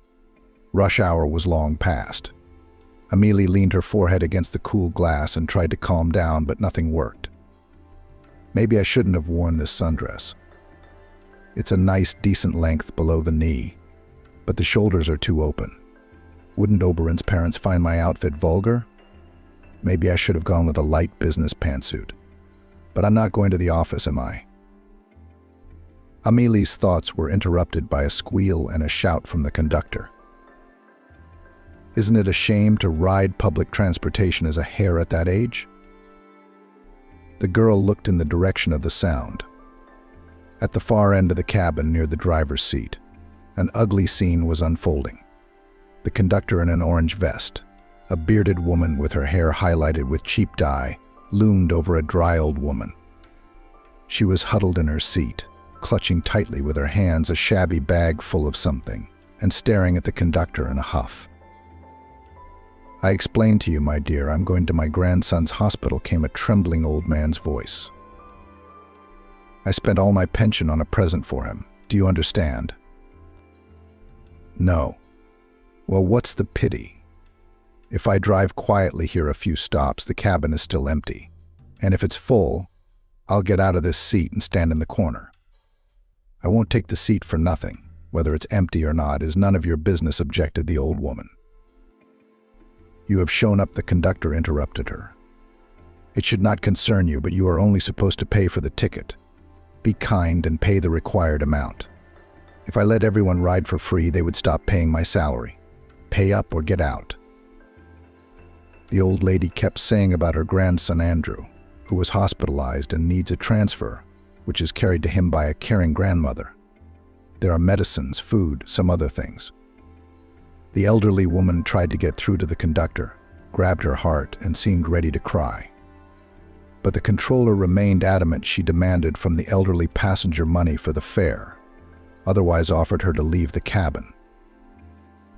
Amelie suddenly felt very sorry for this old woman, who was so eager to see her grandson.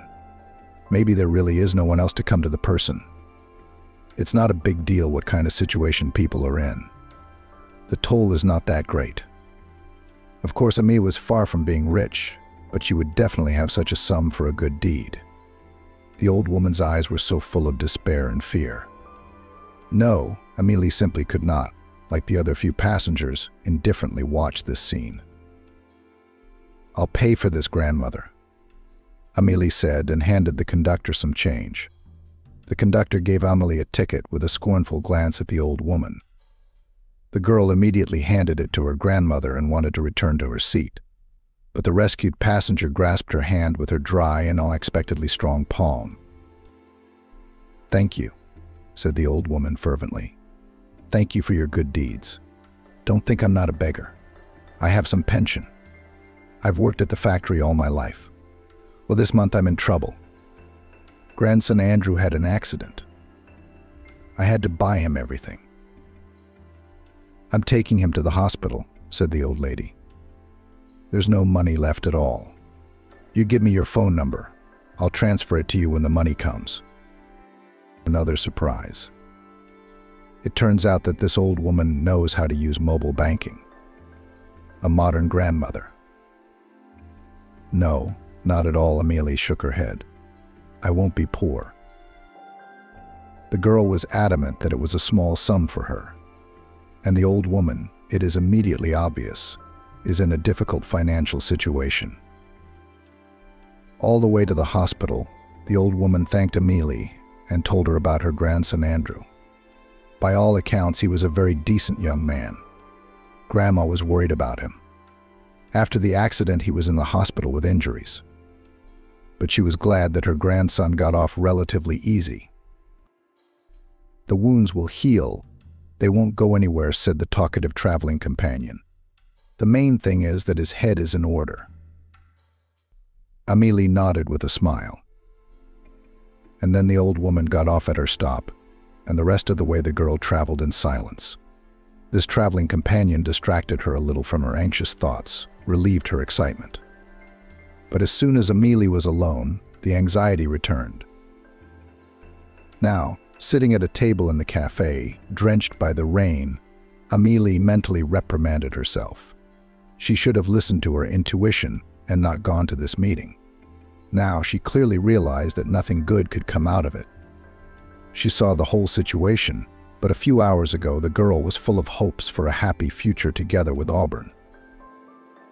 The luxurious atmosphere of the restaurant, of course, added to the girl's excitement. Amelie immediately saw the table where Auburn and his parents were sitting. When he noticed her, he smiled and moved towards her, embraced her, stroked her back, complimented her on her appearance. All this, of course, cheered Amelie up a little. Next to Auberon, she always had a sense of security. As it later turned out, false. Auberon's parents looked pretty much as Amelie had imagined them. Her father was an athletic, trim man with elegant gray hair on his temples, tanned, handsome. The same dimples on his cheeks as Auberon's, the same clear features. It was clear at once who the son resembled. The mother is a well-groomed woman who is, of course, a frequent visitor to beauty parlors. Smooth face with perfect skin, flawless manicure, regal posture, her gaze. The cold stare of light blue eyes. Amelie felt as if she'd been hit by an icy shower when she looked into them. Basically, at that moment, she finally understood everything on an intuitive level. but she hadn't yet realized it with her head. The hope for a favorable outcome was still alive. "Well, hello, lovely young ladies," Oberon's father said without a smile. "Hello," the girl smiled broadly. "At last we have met you." Oberon's mother stretched her lips into the semblance of a polite smile, but her eyes remained serious and cold. Everyone introduced themselves and the waiter brought the order. At first, the conversation went on about nothing. The weather. City news. Amélie periodically inserted her lines, trying to be a full participant in the conversation. After each of her remarks, Oberon's parents looked at each other meaningfully. Amélie watched their reactions carefully. And so did Oberon. He watched his parents' faces, trying to read their emotions. At that moment, the young man looked like a small child rather than an independent, attendant adult, and Amélie didn't like that very much. Then the conversation turned to Amélie herself. "Tell us a little about yourself," asked Oberon's mother. "Our son takes you very seriously. It is not every girlfriend he introduces to us. Although, of course, this is not the first time this has happened. Oberon is a man in love. Nevertheless, I'd like to know more about you." Amélie was disgusted by the "not the first time." She was clearly being insinuated that she was neither unique nor one of a kind, but one of many, and the tone of this richly groomed woman was hostile. There was a metallic note in her voice. "Well, Amélie told me." Oberon's parents asked her clarifying questions from time to time. Who was her mother? Where was her father? What does Amélie herself do for a living? What educational institution did she graduate from? The girl's answers elicited strange reactions from these people. They looked at each other, grinned. It was unpleasant. Oberon sat next to his mother and remained silent. He did not even try to somehow diffuse the atmosphere and help his girlfriend. "Why college?" Oberon's mother asked. "You probably did not do well at school. You did not get into the university." Amélie let the barb pass her ears. The lady was obviously trying to hurt her and make her emotional. She wouldn't. Amélie did well at school, even very well. She had to get a profession, get a job. The financial situation of their small family was very precarious, but she couldn't explain it all now. The conversation was becoming more and more unpleasant. The questions and remarks of Oberon's parents became more and more personal. It was as if they were turning Amélie inside out. The girl talked about herself and for some reason was ashamed of the facts of her biography, although she had never done anything bad to anyone. But Oberon's mother managed to masterfully humiliate Amélie's story about herself.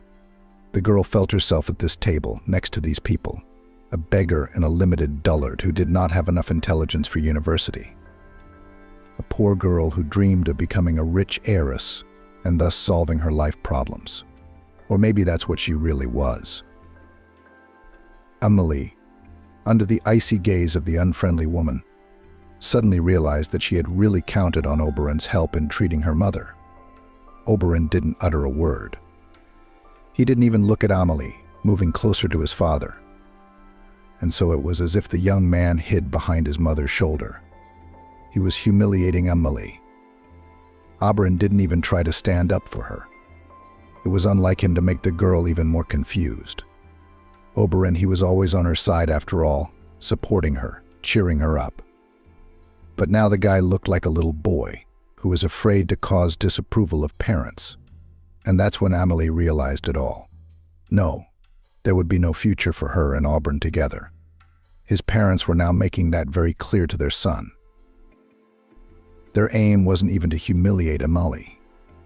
They were demonstrating to their only heir that a girl seamstress, living alone with her sick mother in a tiny apartment, he is not a match.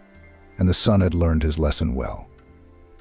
Oberon will never go against his parents' wishes. He's too dependent on them. All his success and prosperity is due to his father. Amélie's feelings and her worries were completely irrelevant to these people. The girl felt like a textbook. Oberon's mother was not at all worried that such treatment could cause psychological trauma to the girl. She didn't care. The main thing was to show her son the fallacy and absurdity of his choice. Apparently, the meeting itself was conceived for that very purpose. Auntie felt tears coming to her eyes. Why should I be like this? What have I done to these people? She thought.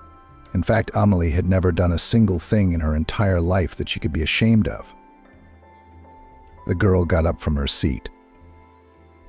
I understand. I have to go, she said. I don't want to burst into tears in front of this family. No, I won't give them that pleasure. Amelie hurried out of the restaurant.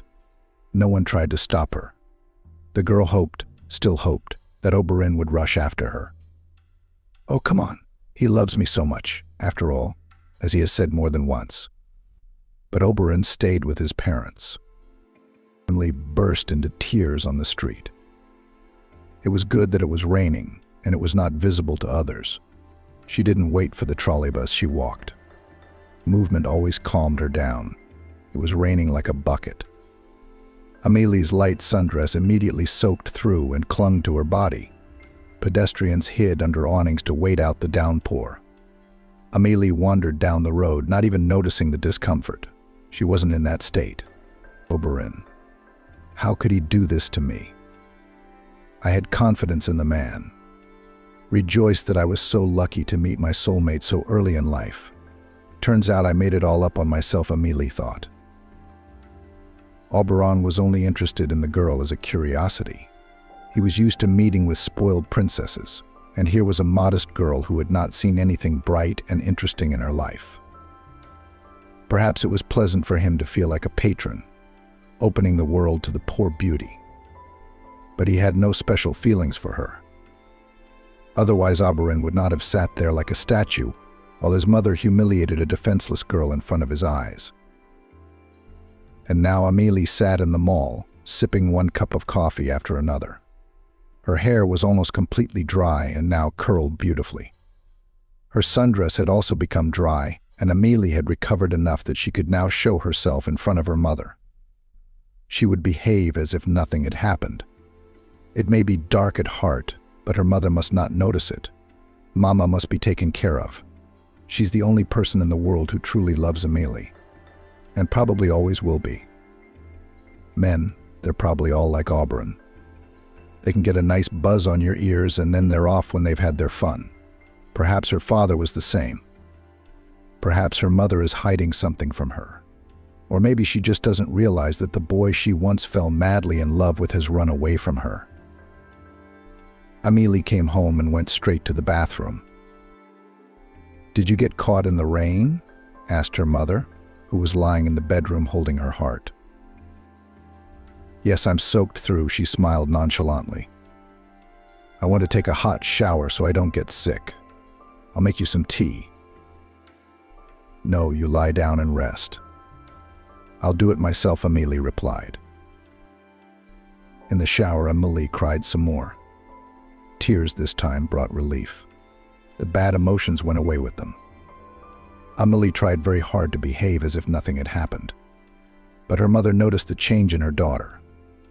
It was impossible to hide anything from her attentive gaze. Have you quarreled with your Oberyn? Mama asked. How did you realize it? Amelie was surprised. First of all, you don't go out anymore. It's hard not to notice. And secondly, your eyes have been very sad lately. We broke up, Amelie nodded. He turned out to be a regular mama's boy. It's a good thing I caught it in time. He didn't hurt you. No, not at all. I just saw that he was a mama's boy. I don't want to be around that kind of guy. Yeah, well, I was upset, of course, disappointed. But it's okay now. That Oberyn I fell in love with, he didn't even exist, you know. I just made him up. That's what I'm sad about. But I'll be smarter from now on. Amelie smiled broadly, showing her mother that she was doing well. Although, of course, the girl was still in pain. Her dreams of a happy life next to the man she loved had been shattered. Amelie still longingly remembered that former Oberyn, who existed in her imagination before that meeting in the restaurant. She thought she had met the perfect man, and then suddenly it turned out that such a man probably didn't exist at all. It hurt so much. Oberon's parents, especially his mother, had humiliated her, not hesitating to express themselves and not caring a bit about her feelings. If Oberon had at least tried to protect his girlfriend, to support her, Amelie wouldn't feel so devastated now. But alas. Amelie tried to live her old life, working, going out with her friends, reading a lot to distract herself. She was now constantly cleaning the apartment. The house shone with cleanliness, but the soul did not become clear and clean. And then there was that long-awaited appointment with Professor Walshian.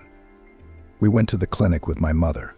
The professor turned out to be a tall, thin old man with shrewd blue eyes. He carefully familiarized himself with the history of the heavy patient. He did not say anything, but ordered some additional tests.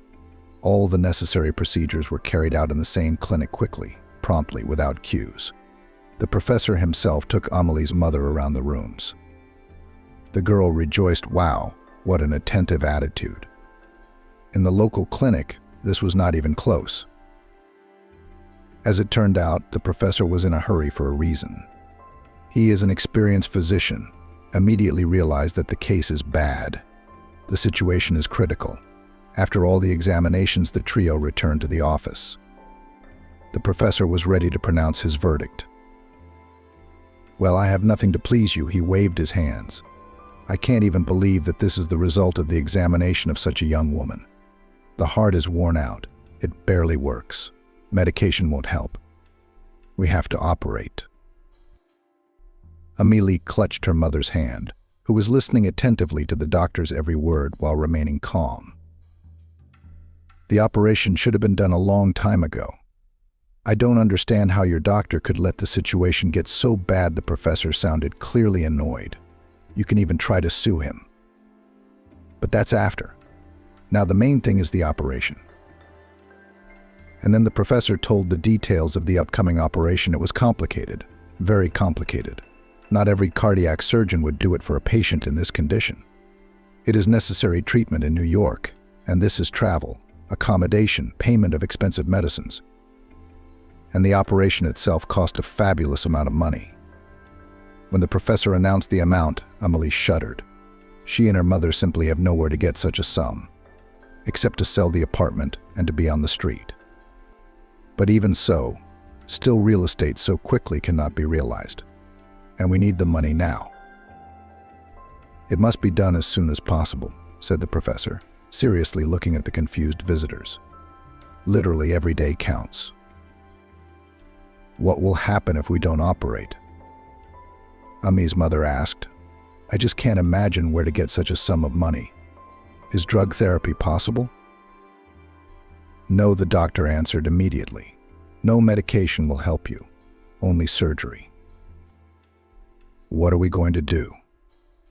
Amelie whispered. She could hardly fight the tears that were coming to her eyes. All the previous worries about disappointment in Auburn suddenly seemed to her a complete nonsense. Here it was, the real trouble. And what to do about it, I don't know. "Try to apply to a charitable foundation," advised the professor. "They open collections for treatment. They help many people." The doctor ran his fingers over the keyboard in search of the necessary folder. He found what he was looking for and printed out a sheet with a list of charitable foundations. "We'll find the money. We'll make it work," Amelie told her mother in a confident tone. Every free minute, the girl now monitored vacancies. She was ready for anything to go on shift to the north, to respond to dubious advertisements offering obviously illegal activities for relatively good money. But the girl quickly realized that this was not the way out either.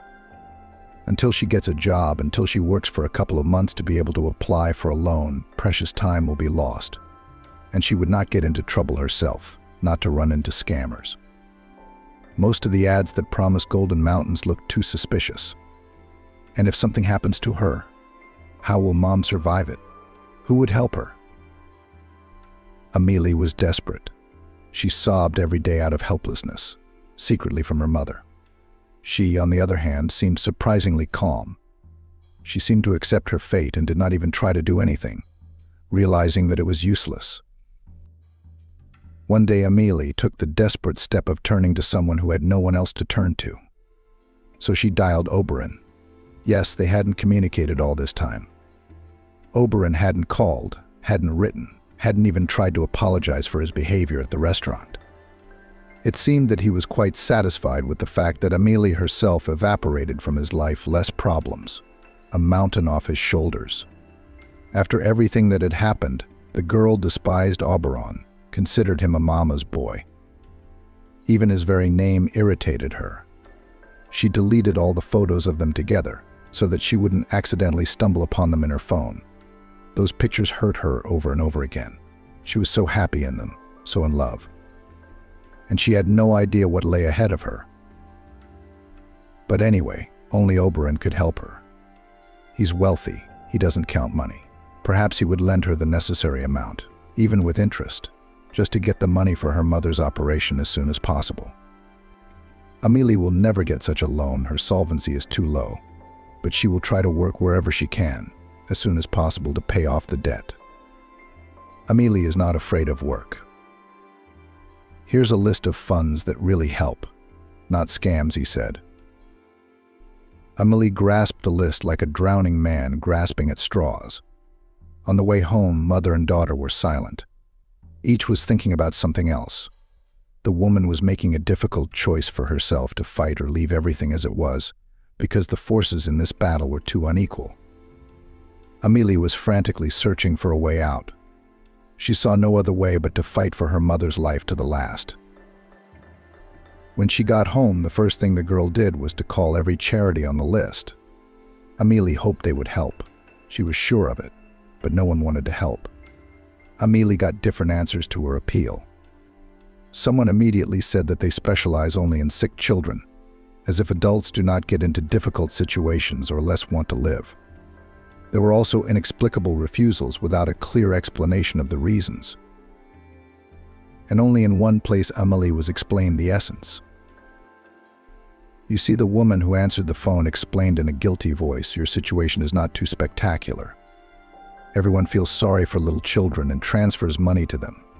Well, they also help fathers and mothers of the kids so that the kids don't remain orphans, especially mothers. You have a woman, your mom, an adult, working. Her daughter's all grown up. So no one's going to the orphanage, if anything.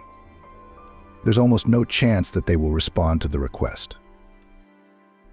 Amelie was grateful to her interlocutor for this hard, but the truth.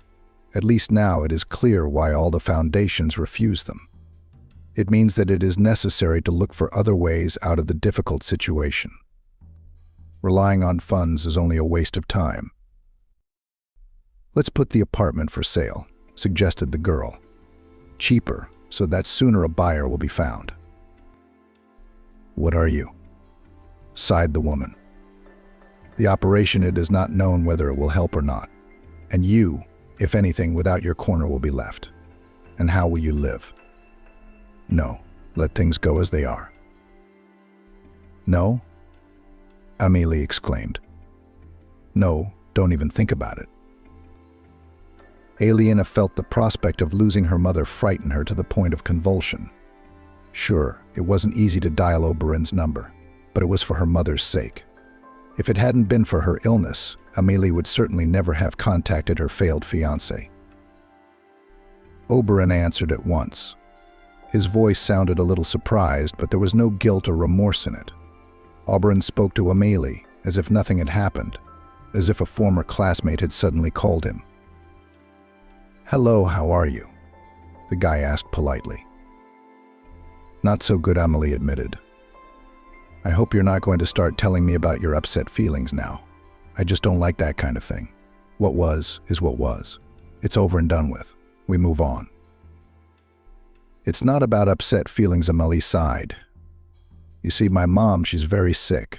I told you, remember? Her heart." "I remember something like that." "So what's the next step?" "Well, the next thing is she needs surgery or she's gonna die." "I'm sorry. It's sad. I hope she's gonna be okay." The problem is, it's not free. It costs a lot of money. We don't have that kind of money, and there's nowhere to get it. I see Oberon grinned. Wow. My mother is a visionary. She warned me that this would happen, didn't she, Amelie? Well, she said that once the fish was off the hook, you'd try to get your money another way. True. Mom thought it would be a heartbreaking story about your own illness or the news of your sudden pregnancy. But you brought your mother into it. Amelie was taken aback. Did Oberon really think she was just trying to screw him for money? Had he learned nothing about her during the time they'd been dating? How could Oberon say something like that? It's hurtful, painful, hard. Unfair reproaches and accusations of mercantilism hurt her soul. But Amelie pulled herself together. She can't show weakness now, she can't take offense. Oberon is her last hope.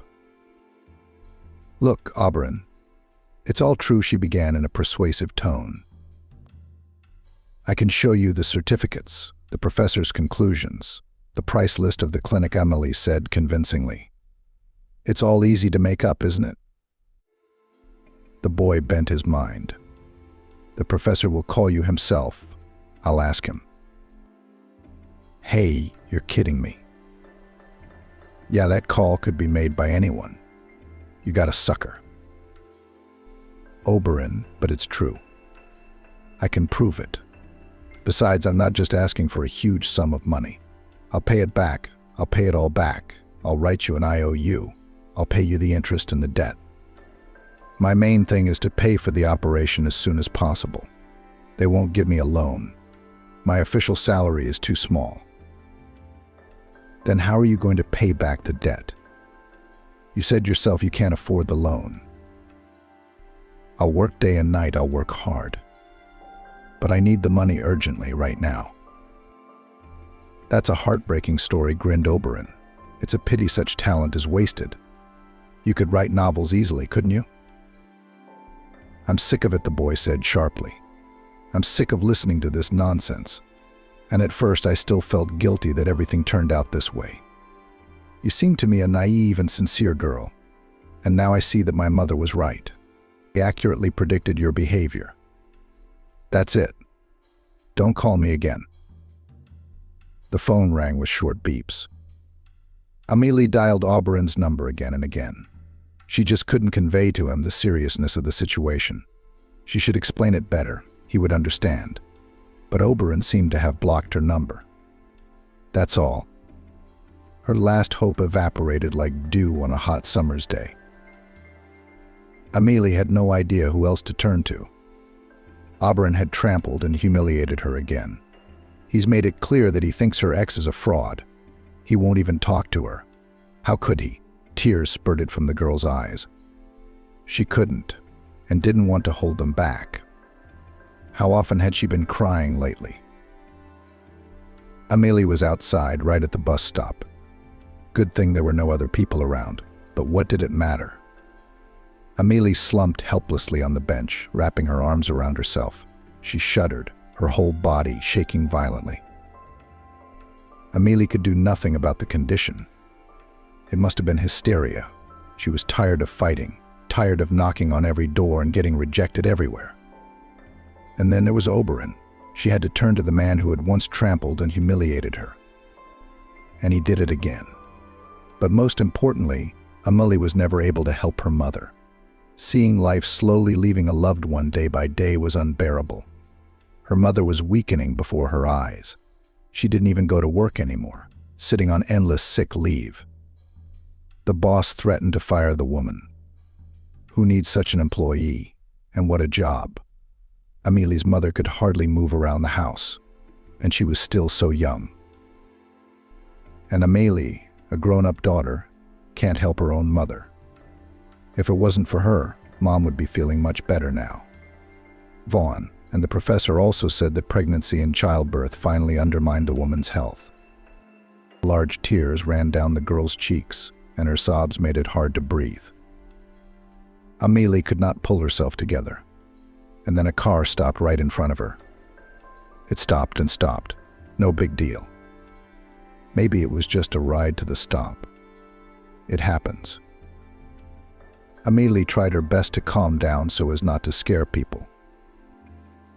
Yes, somewhere the glass opposite the driver's seat slowly rolled down. Amelie met her gaze with attentive gray eyes. It was a young man, a little older than she looked. He was looking at the girl with undisguised interest. She kept sobbing, unable to calm down. And I told you there was something wrong with her. I noticed it from afar came an elderly voice from the back seat. The man turned to the invisible passenger and nodded absent-mindedly, then turned to Amelie. "Young lady, what's wrong with you? Do you need help?" No, Amelie objected. She suddenly felt ashamed that she was sitting there crying in front of everyone. People were stopping because of her. Amelie couldn't help it. It must have been hysteria. She was tired of fighting, tired of knocking on every door and getting rejected.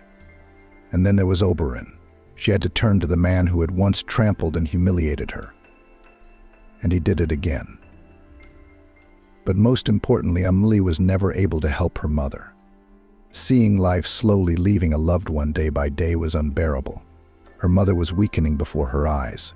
She didn't even go to work anymore, sitting on endless sick leave. The boss threatened to fire the woman. Who needs such an employee? And what a job. Amelie's mother could hardly move around the house. And she was still so young. And Amelie, a grown-up daughter, can't help her own mother. If it wasn't for her, Mom would be feeling much better now. Vaughn. And the professor also said that pregnancy and childbirth finally undermined the woman's health. Large tears ran down the girl's cheeks, and her sobs made it hard to breathe. Amelie could not pull herself together, and then a car stopped right in front of her. Yes, somewhere the glass opposite the driver's seat slowly slid down. Amelie met the gray, attentive eyes. It was a young man, a little older than she looked. He was looking at the girl with undisguised interest. She kept sobbing, unable to calm down. And I told you there was something wrong with her. I noticed it from afar came an elderly voice from the back seat. The man turned to the invisible passenger and nodded absent-mindedly, then turned to Amelie. "Young lady, what's wrong with you? Do you need help?" No, Amelie objected. She suddenly felt ashamed that she was sitting there crying in front of everyone. People had stopped because of her. They were going somewhere on their own. Maybe they were in a hurry, the man continued. "No, don't be embarrassed if someone has offended you or something has happened." Then the back door of the car opened and an old woman stepped out. A light pantsuit, gray hair arranged in an elegant bundle. This old woman bore little resemblance to the old lady in the handkerchief on the trolleybus who couldn't find the fare, and yet it was her. Amelie recognized her. "What a coincidence," smiled the old woman. "It's not a small town. What were the chances of them meeting again? And yet they did." "Agatha, I know you," the old woman smiled warmly. "Andrew, this is the girl from the trolleybus. Remember, I told you who paid for me when I went to your hospital." The man got out of the car too.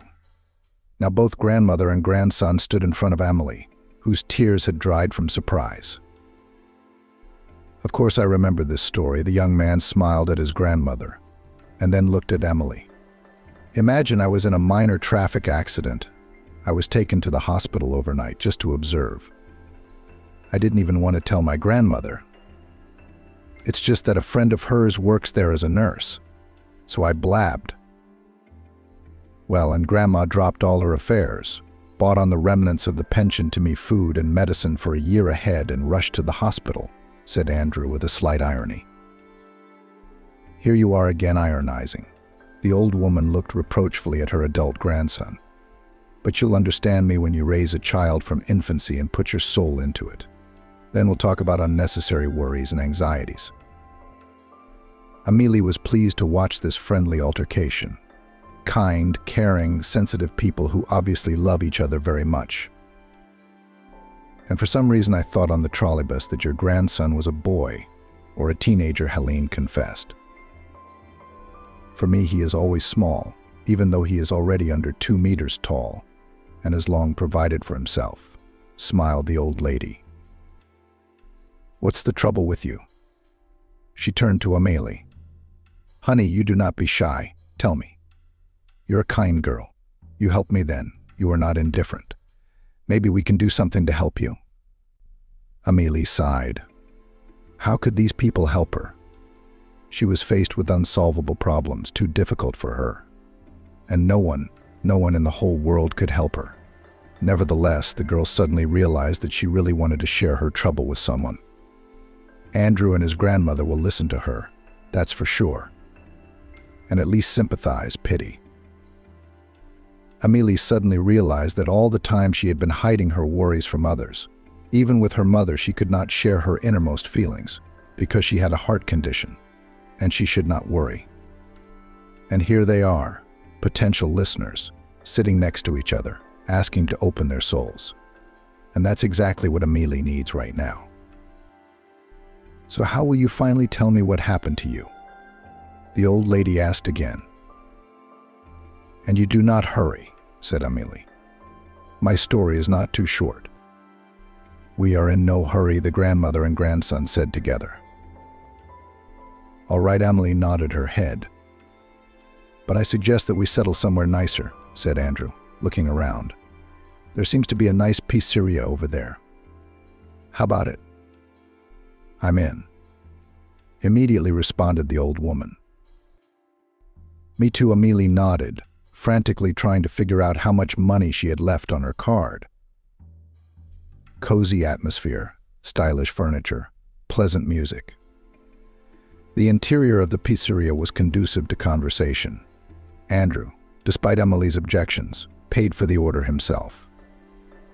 The company settled down at a table, hidden behind racks of fresh flowers.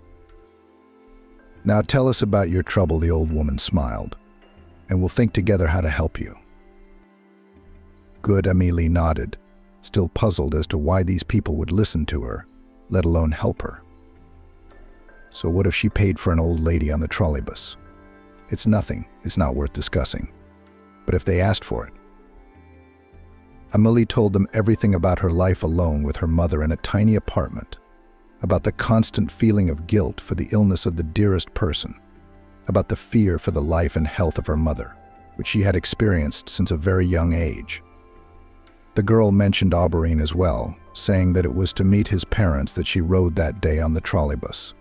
Details of the behavior of the mother and father of the beloved did not report, limited only to the phrase that they made it clear that she was not a match for their son, and said that after that she broke up with her fiancé. This story did not have much to do with the case, but Amelie did not hold back.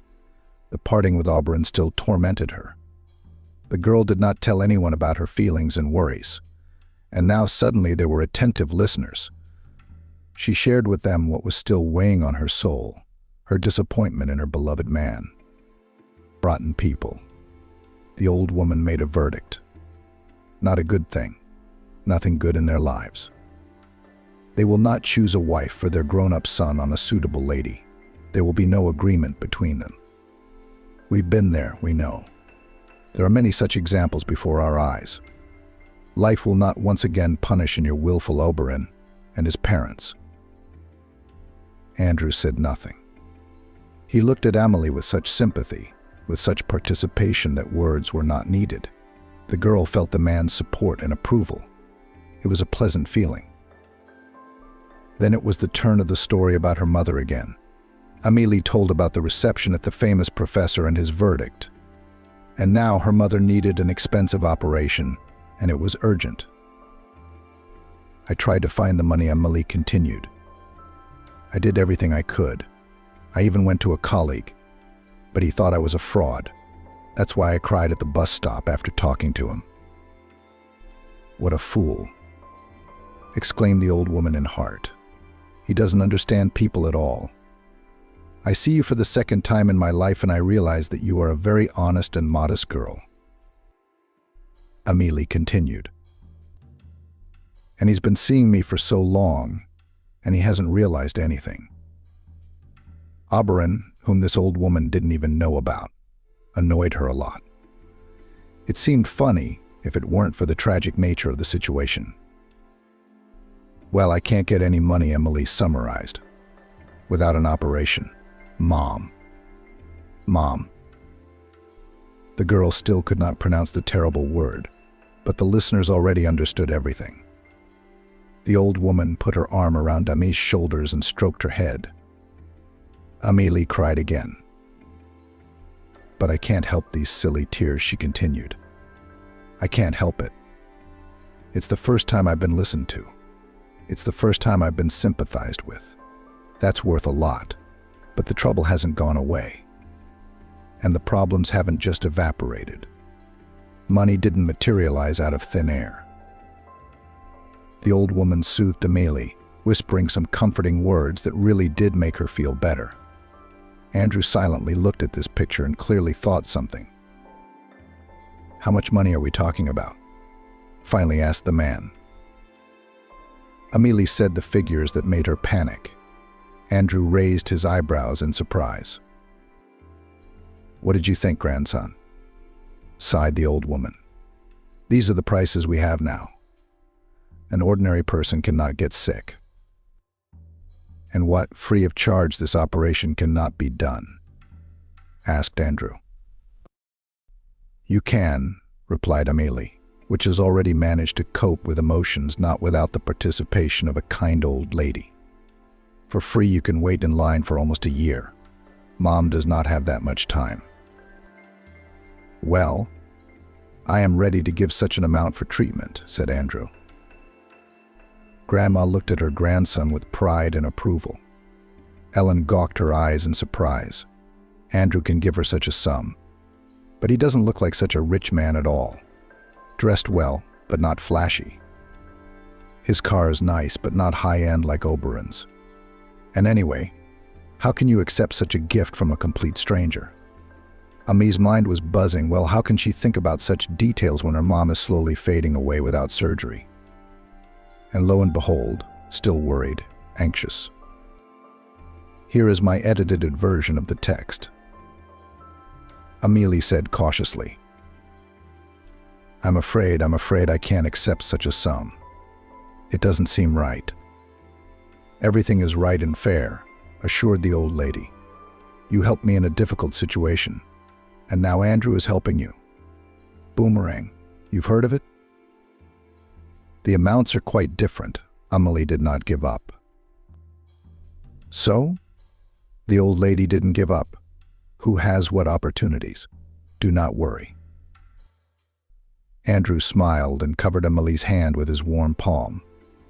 A friendly, soothing gesture that made the girl feel lighter in her soul. I do have such an opportunity.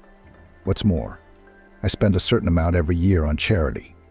It's an ironclad rule. Amelie did not understand anything at all. If this Andrew is so rich, then why his grandmother did not have money for travel? Andrew, I have a good boy. He is a successful businessman, proudly declared the old lady. I raised him from a diaper. When his parents died, he was just a baby. I am not his own grandmother, even just a lonely neighbor. I couldn't bear the fact that my nice neighbor's child would end up in an orphanage. So I took him in, raised him like her own grandchild. And he was smart from a small age, serious beyond his years. I knew right away that the boy would go far. And he did. Grandma does not miss a moment to brag about me, smiled Andrew. But she's right. I really managed to build a business that brings a stable income. We make furniture to order. We already have many branches, and not only in our city. There's even a branch in Miami. In Los Angeles, corrected the old lady, looking adoringly at her grandson. Every year I spend a certain amount of money for charity. This year it should be your mom's. All the more, it seems that fate itself had arranged this meeting.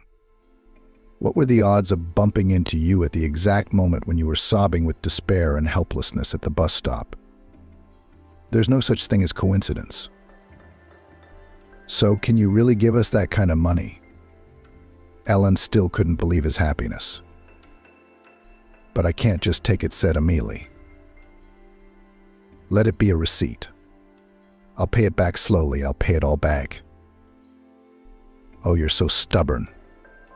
The old woman threw up her hands. I understand that you are embarrassed, shook his head Andrew, looking carefully at Amelie. I know people. He does, the grandmother confirmed her grandson's words. In business, otherwise it is impossible. Let's do it this way.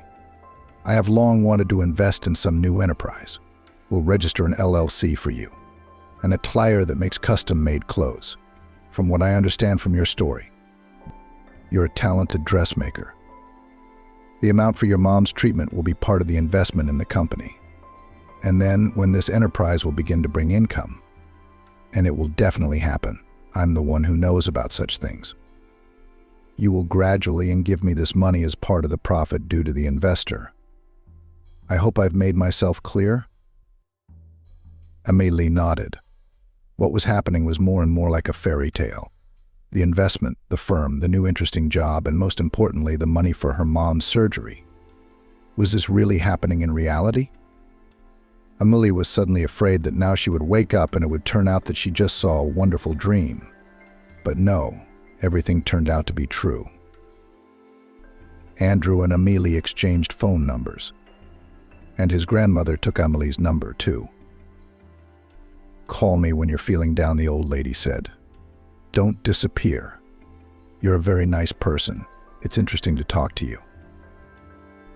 And somehow it all spun up quickly. Amelie's life was changing from day to day. These changes even made her a little dizzy. First, Amelie's mom was sent to Chicago for surgery. Andrew not only paid for the necessary medical procedures, but also organized everything down to the last detail.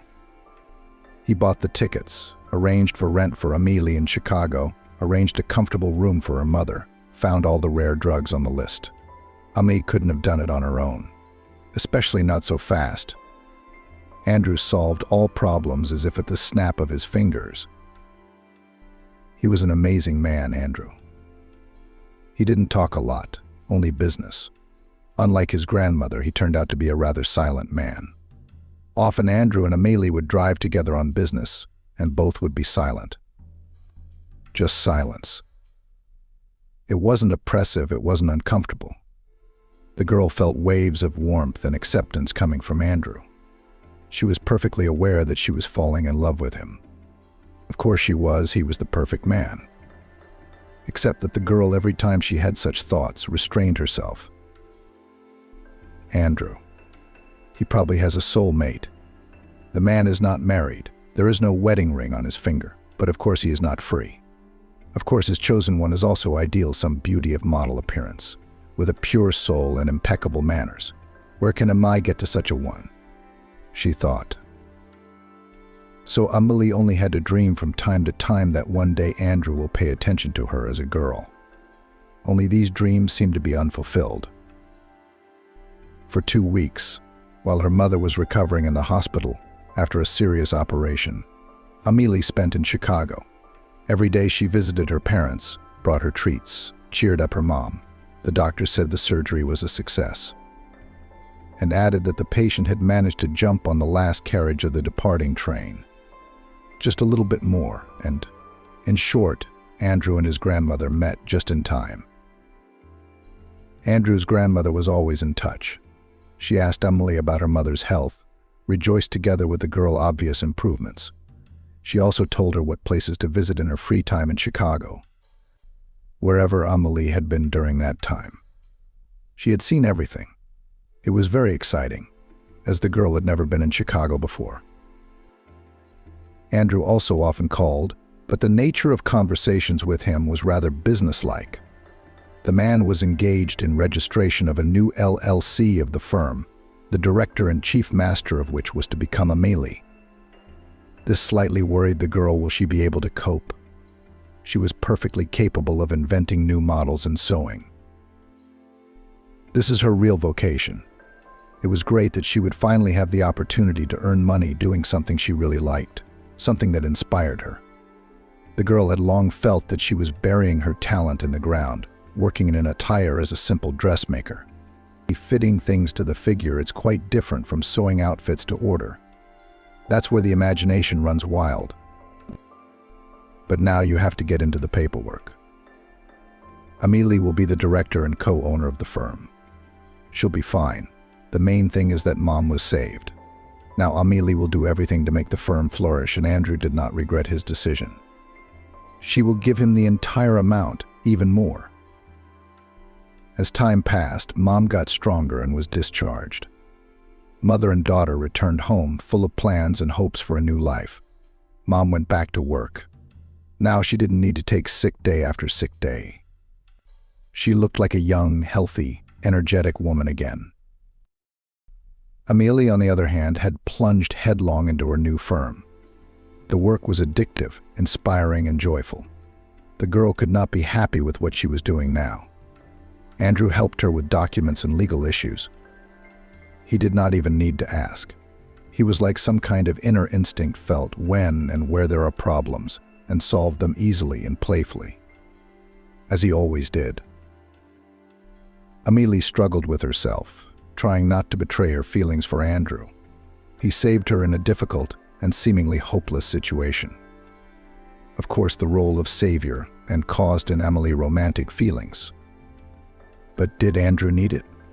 Hardly. He is just a good man who could not pass by the offended Amelie, giving money at the bus stop, thought the girl, especially since he had the means to help her. And he's also a businessman who decided to try a new project in a tire where they sew custom-made clothes. This is a potential source of good profit. That's why the man got involved. That's all. Andrew was serious, silent, even a little sullen. Looking at him, it was hard to imagine how kind and sensitive he was. With his subordinates, he spoke sometimes harshly and aloofly, especially not getting close to anyone. One day he told Amelie about his life. It happened one evening when they sat up late for a report. Andrew had lost his parents at an early age in a fire in the wooden house where they all lived together. The fire had started. A vigilant neighbor, the same old lady from the bus, called the fire department in time. They arrived quickly, but the wooden building burst into flames like a matchbox. By the time they arrived, it had burned to the ground. Andrew was lucky, then his mother put him to sleep in a stroller in the yard in the fresh air. Meanwhile, she herself was doing things in the kitchen, which was immediately cut off from the exit by fire. Father was repairing the attic and didn't get out either. The house was old.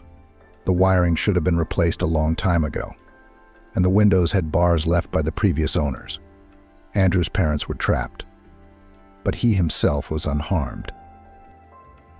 The boy was taken in by the very neighbor who raised the alarm. She loved Andrew's parents.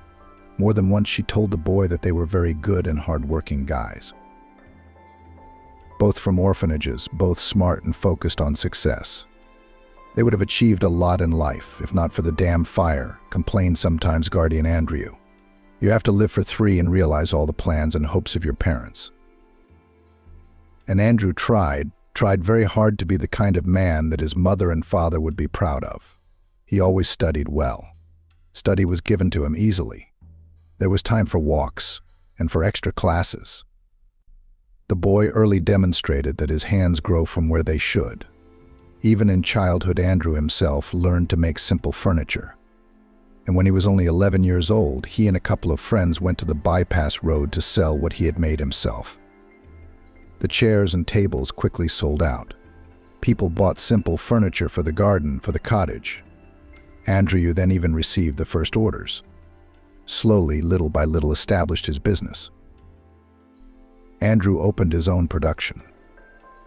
By the end of school, he already had his own company with hired workers, regular suppliers, and buyers. Everything as it should be, but unofficially, because Andrew remained a minor. But the money he got quite real. Then the guy easily entered the local economic university. He specifically chose such a direction to know how to properly and officially conduct their business. Well, at one point I decided to legalize my mini firm, smiled Andrew, remembering those times. It worked. Furthermore, we grew, developed, opened branches, and now I own my own mini empire. After this story, Amelie had even more respect for Andrew. What a man. He himself rose from the bottom, went all the way from homemade furniture to a network of furniture production. That's great. Amelie's feelings for Andrew did not fade. On the contrary, they flared up day by day. Outwardly calm and even stern Andrew. No one knew how kind and considerate he really is. Lucky his girlfriend, Amelie thought. I wonder what she is like. And how does she feel about the fact that her beloved literally disappears 24 hours a day at work? That his furniture mini empire is engaged in his new project Atelier. Amelie gradually became a keen businesswoman. Now she understood a lot of things, and almost all issues were solved by herself without the help of Andrew. The girl even realized her long-standing dream of driving. She passed the license and bought a new car in the salon. Not expensive foreign car, but quite a good and reliable car. Amelie was a very careful driver, but unfortunately not everything depends on a single road user. Racers and daredevils are not canceled. There are plenty of them everywhere. One day Amelie was caught up with such a rule breaker. It happened right at an intersection. The airbag didn't deploy for some reason. Amelie hit her head on the steering wheel, no harm done, but she cut her forehead. An ambulance arrived at the scene and took her to the city hospital. She needed a few stitches. Amelie sat in the treatment room while the doctor worked on her forehead. The girl did not feel any pain. All she could think about was how badly her favorite car had been damaged. When the wrecker was taking the car away, Amelie didn't have time to see the damage, but it was obviously more serious than her own small injury. After the doctor finished his work, the girl was lifted into the room. Can I go now? I just have a lot to do at work today. I feel fine, she turned to the doctor. No, the doctor shook his head. You'll have to spend 24 hours in the hospital. We have to rule out a concussion. Amelie was frankly bored in her single room. She didn't intend to go to the hospital, so she hadn't even brought a book. At least she could read now. And so there was only the phone. The girl told her mom that she was spending the night at a friend's house. She didn't tell her about the accident. Amelie was used to protect her mother from stress, although her mother's health now did not cause any concern. Amelie lay on the bed, leafing through the news feed, when the door of the room rattled open. Standing on the threshold was Andrew, his hair disheveled, anxiety in his eyes. Seeing Amelie staring at him in surprise from the bed, he jumped up to her and hugged her tightly. I was so afraid of losing you. Warmth went through the girl's body from these sincere words of Andrew. He cared about her. Wow. Amelie pressed herself against him with pleasure. She had been dreaming about this for so long. I was afraid that there was something serious with you. Andrew pulled back a little and looked into the girl's eyes. Video in the local Publix, your mangled car. Got the license plate. It says the driver was taken to the hospital in serious condition. I don't think I could not without you. I'm fine, Amelie smiled.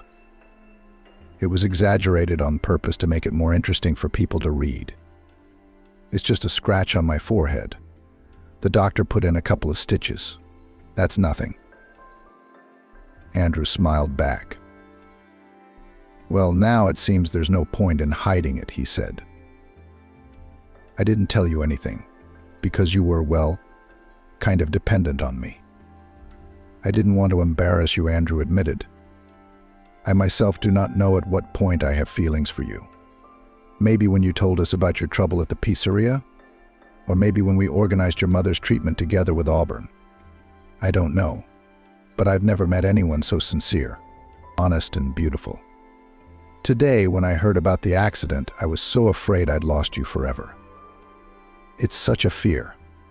I've never experienced that before. Amelie smiled. She will find the words to tell Andrew how she feels. But a little later, surely he himself can see everything in her eyes.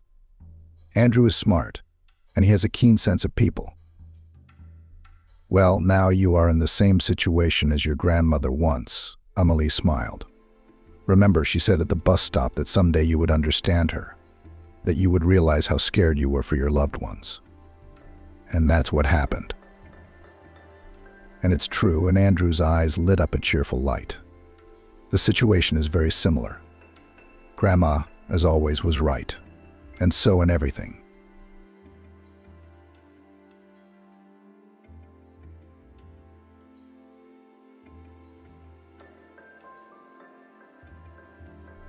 A teacher rescued an orphan boy, and a short time later found herself on the street. Pete leaned back in his chair and closed his eyes. He stayed late at the office, reviewing reports on the financial status of his restaurants. He had a whole chain of them now. The numbers were encouraging. Business was booming, not without problems, of course. Often there were various incidents that had to be regulated and cleaned up. That's business. But in general, the restaurants flourished, which of course could not help but encourage. Who'd have thought it? Years ago, Pete was starving, dreaming of a portion of fries and a patty, a piece of chocolate cake, a glass of milkshake with foam. And now he's feeding half the town on his own. Yeah, life's a director. Pete's really rich now, big business, bank accounts. He can afford to travel anywhere in the world, expensive cars, clothes from famous designers. True, here are the trappings of a luxurious life. All this tinsel is not for him. Most importantly, the man now does not need help, he helps himself. It is so nice to be able to make someone a little happier. Pete regularly transfers money to foundations that raise money for the treatment of people, and of course sponsors several orphanages.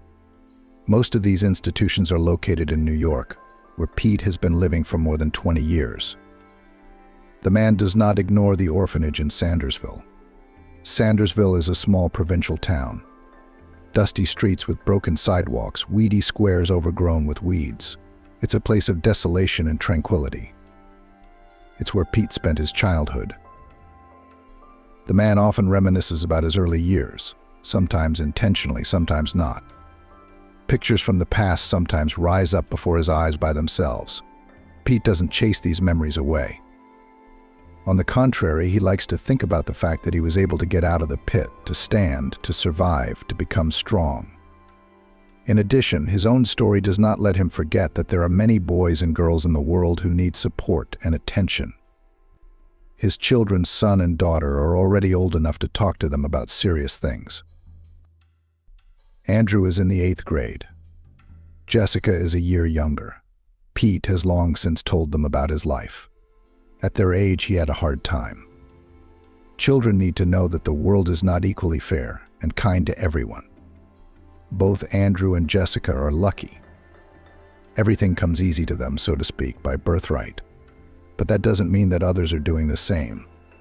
Son and daughter are well aware of how many disadvantaged children in the world and empathize with these people.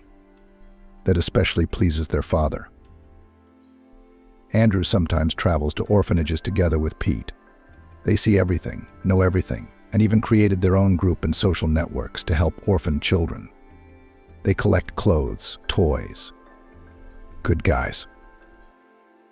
Pete was afraid that he would spoil his heirs too much, and he didn't want his son and daughter to turn into soulless snobs. Such a fate often awaited the children of wealthy parents. Pete had seen enough of such offspring. Permissiveness, indifference to other people's misfortune, confidence that the world revolves only around them. It's a sight to behold.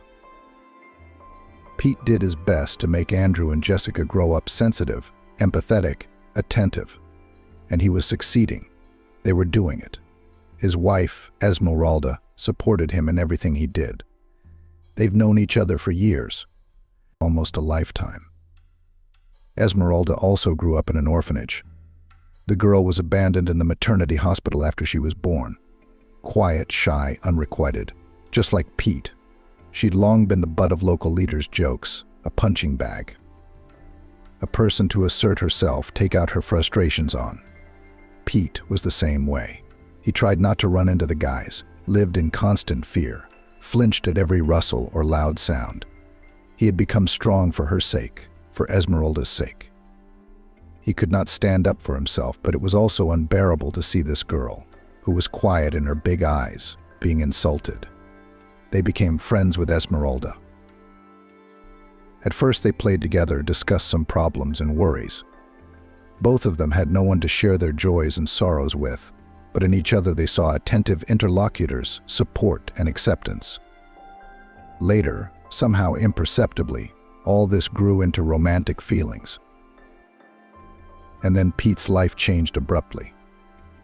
From the miserable orphanage with its gray, shabby walls, stinking mattresses and scanty porridge in the morning, he suddenly found himself in a completely different world. No, Pete wasn't adopted. He was a teenager at the time. Who wants one of those? People prefer to adopt cute little babies. That's not what happened. Pete lived with a family until he was 9, and it was a wonderful family. The man's heart still ached when he thought of his parents. It's a shame they can't see what their son has accomplished. Too bad Pete couldn't do something nice for them.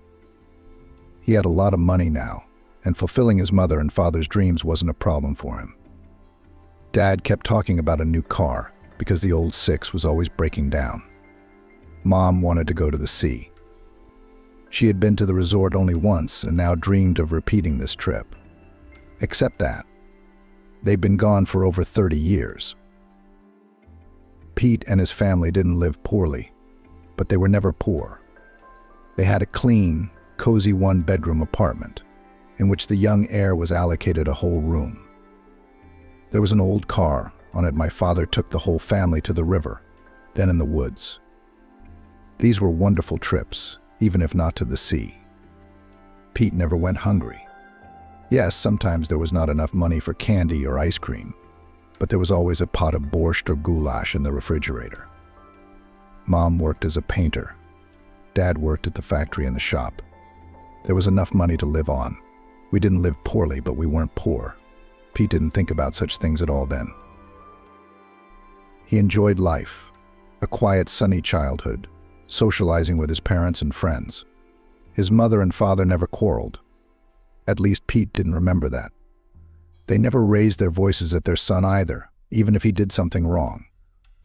His parents always talked to Pete like an adult, always explained the consequences of his behavior, told him what excessive carelessness could lead to. Pete, in turn, tried not to upset them. He studied well and did not bully. Attitude is more important than anything else in this world, his father had said many times. We have no one else, only us. And that's why it's important for us to protect each other. Pete liked those conversations. He saw their family as a close-knit team. Mom, Dad, Pete, they were each other's rock. It was wonderful to have that kind of support behind him. Pete learned that both his parents had grown up in an orphanage. Sometimes one of them would tell stories about those years. Pete listened to these stories with his mouth open. Mom and Dad's childhood was very different from his own. Different teachers, angry children, a life of starvation. And no one, absolutely no one, cared about these boys and girls. Pete was glad that he lived with loving and understanding parents. Then the boy could not imagine that one day he himself would end up in an orphanage. He could not have dreamed of such a thing. He has a mom and dad, they love him very much. And for complete happiness he lacked grandparents. Many friends had them, and it's great to drink tea with grandmother's cakes, to go fishing with his grandfather. But what can you do? That's life. But his parents are the best. Pete remembered that warm summer day forever. He still sometimes dreamed of flying on his scooter into his hometown yard through the archway. The cool gloom was replaced by bright sunlight and heat. The smell of heated grass hits his nose. Next to me is Lexi, a loyal friend and comrade. They've been sitting at the same desk since first grade. Lexi laughs, talking about something. And Pete, He immediately notices the crowd of neighbors outside his driveway, and his tiny heart clenches with misgivings. Pete still could not understand how he, 9 years old, at first sight then guessed that his parents are in trouble. The boy suddenly wanted to see his mom or dad. Right now, as it usually happens, they would dispel his fears. But his parents had gone to the village in the morning to buy meat. They often visited the local collective farm. The products there were fresh, real, useful. That's what Mom said. Pete often went with them, and he loved these mini vacations. Sitting in the back seat, looking at the road, and there were all fields and hills. It's picturesque. Mother and father are quietly talking about something, making plans. It's nice, peaceful. There's a lot of interesting things in the village itself. Even the smell is different there. Mom always wrinkles her nose, says, "It smells like manure, but Pete likes it for some reason." There are a lot of animals in the village: horses, cows, and goats. It's a common thing for the local kids. And Pete always looked at these animals, opening his eyes in amazement. But that day, the boy stayed home. Lexi suggested scooters at the new park. There are special paths and a fountain recently opened. How could he resist? The parents didn't mind. They always took their son's opinion into account, even when he was a baby. "All right, stay home, if you want," Mom said with a smile and brushed Pete's hair back. "We'll bring you something good to eat," Dad promised, sitting down in the driver's seat. Pete nodded happily. He and Lexi saw their parents off together, standing in the driveway, and of course at the time he couldn't even think about seeing them for the last time. The boy waved goodbye to them, and then headed off with his friend to adventure. It was a wonderful day. Pete and Lexi had a lot of fun riding on the new paths, getting to know the local kids. Splashing in the fountain, their friends had time to climb trees, play with a stray dog, and chase pigeons. It was fun. Summer vacation is the best time. So it was until the moment that divided the boy's life into before and after. The change began at the moment when Pete noticed the neighbors in his driveway. These people, familiar from his earliest childhood, looked anxious, worried, confused. They were discussing something. Lexi hadn't noticed them yet.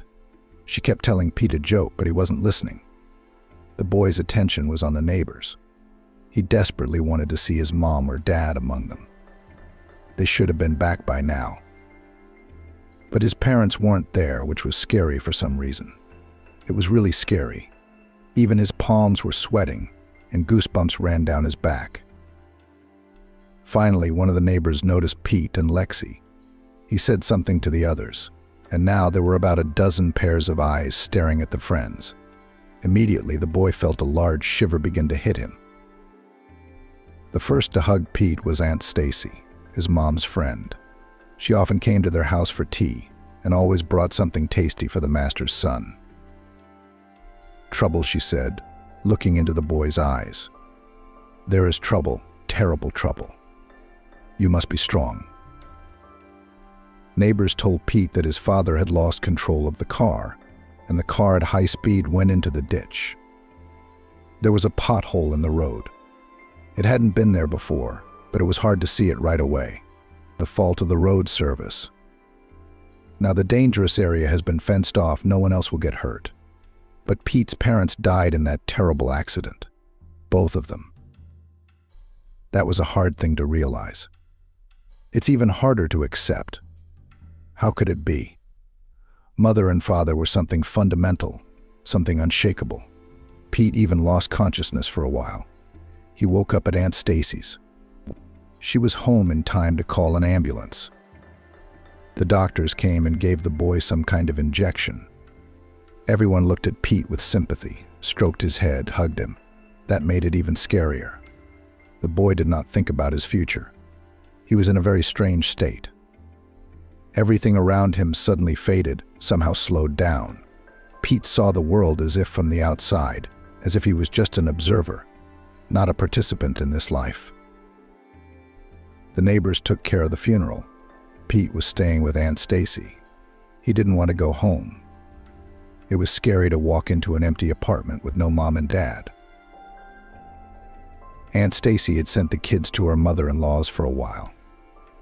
And she must have taken time off work, because Aunt Stacy was always with Pete, never leaving him for a minute. Aunt Stacy often cried when she thought the boy couldn't see or hear her. Next to Pete, she tried to speak in a cheerful voice, even sort of smiling. It looked unnatural. The boy didn't make it to his parents' funeral. They saw them off on their last journey, only friends and neighbors. Pete had a hysteria the night before. He screamed, sobbed, convulsed, which incredibly frightened not only Aunt Stacy, but also himself. The boy would have liked to calm down, but he just couldn't. They took him to the hospital, gave him some pills, gave him some shots, and everything around him became unimportant. Pete lay on the bed and stared up at the white hospital ceiling. Not a very exciting thing for a boy to do. But it didn't seem that way to Pete at the time. A few days passed. The boy seemed to come to his senses. Neighbors were allowed to visit him. In the hospital courtyard, the boy sat on a bench between Aunt Stacy and Aunt Esmeralda. Both had their arms around his shoulders. Across from him stood more people from their home. They were all sad, even gloomy. "You'll have to stay at the orphanage for a while," Aunt Stacy said at last, her voice trembling. "We'll visit you," Aunt Esmeralda added. Pete shuddered. Until now, he hadn't thought about where and with whom he would live. There was too much on his mind at once. And now, hearing the phrase orphanage, the boy was alarmed, frightened. How could it be? His mom and dad had grown up in an orphanage. They had said many times that their son was very lucky to be born in a family.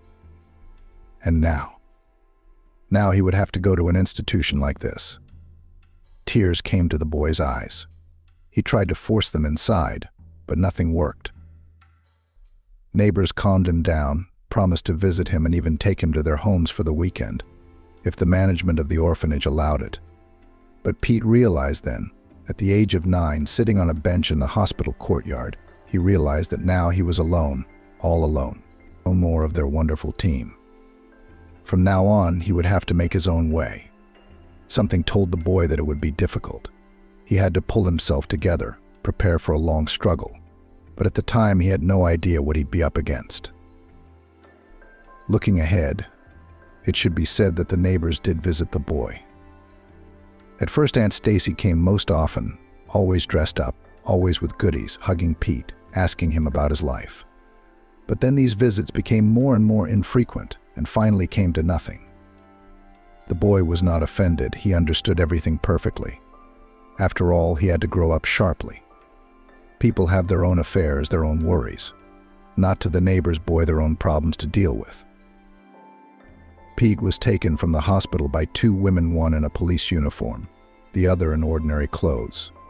They did not talk to the boy, did not explain anything to him, only gave him dry orders: get in the car, get out. The orphanage at first glance resembled an ordinary kindergarten, which Pitya had visited not so long ago.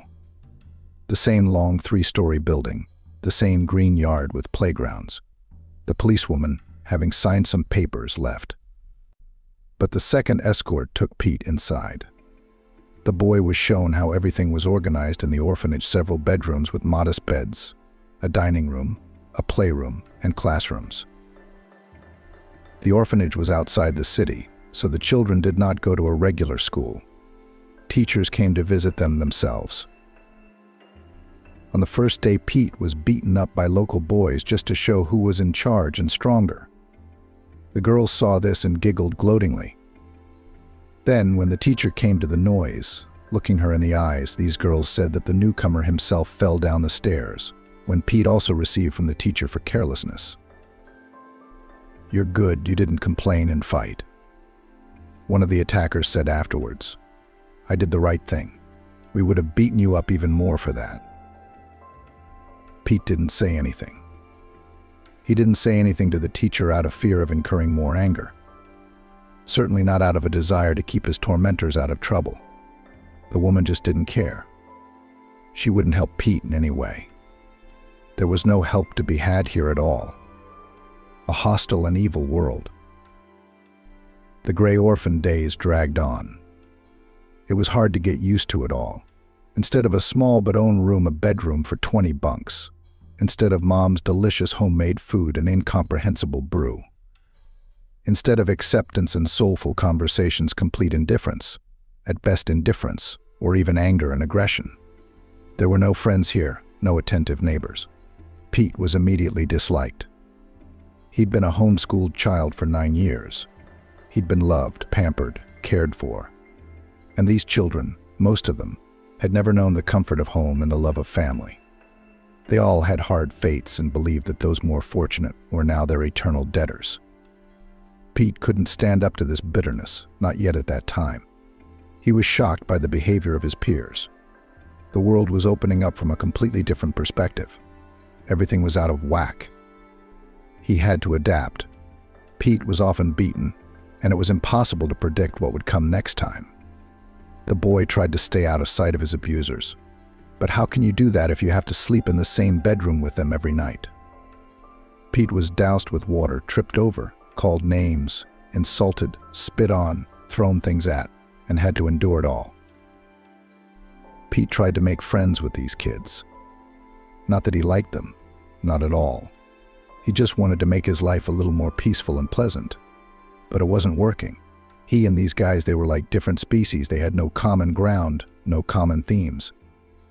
The boys from the orphanage were bitter and understood only the language of force. They were very different from Pete's friends, like Tom or Jake. Pete realized later that life had made them like that. As an adult, strong and wealthy, he began to help orphanages.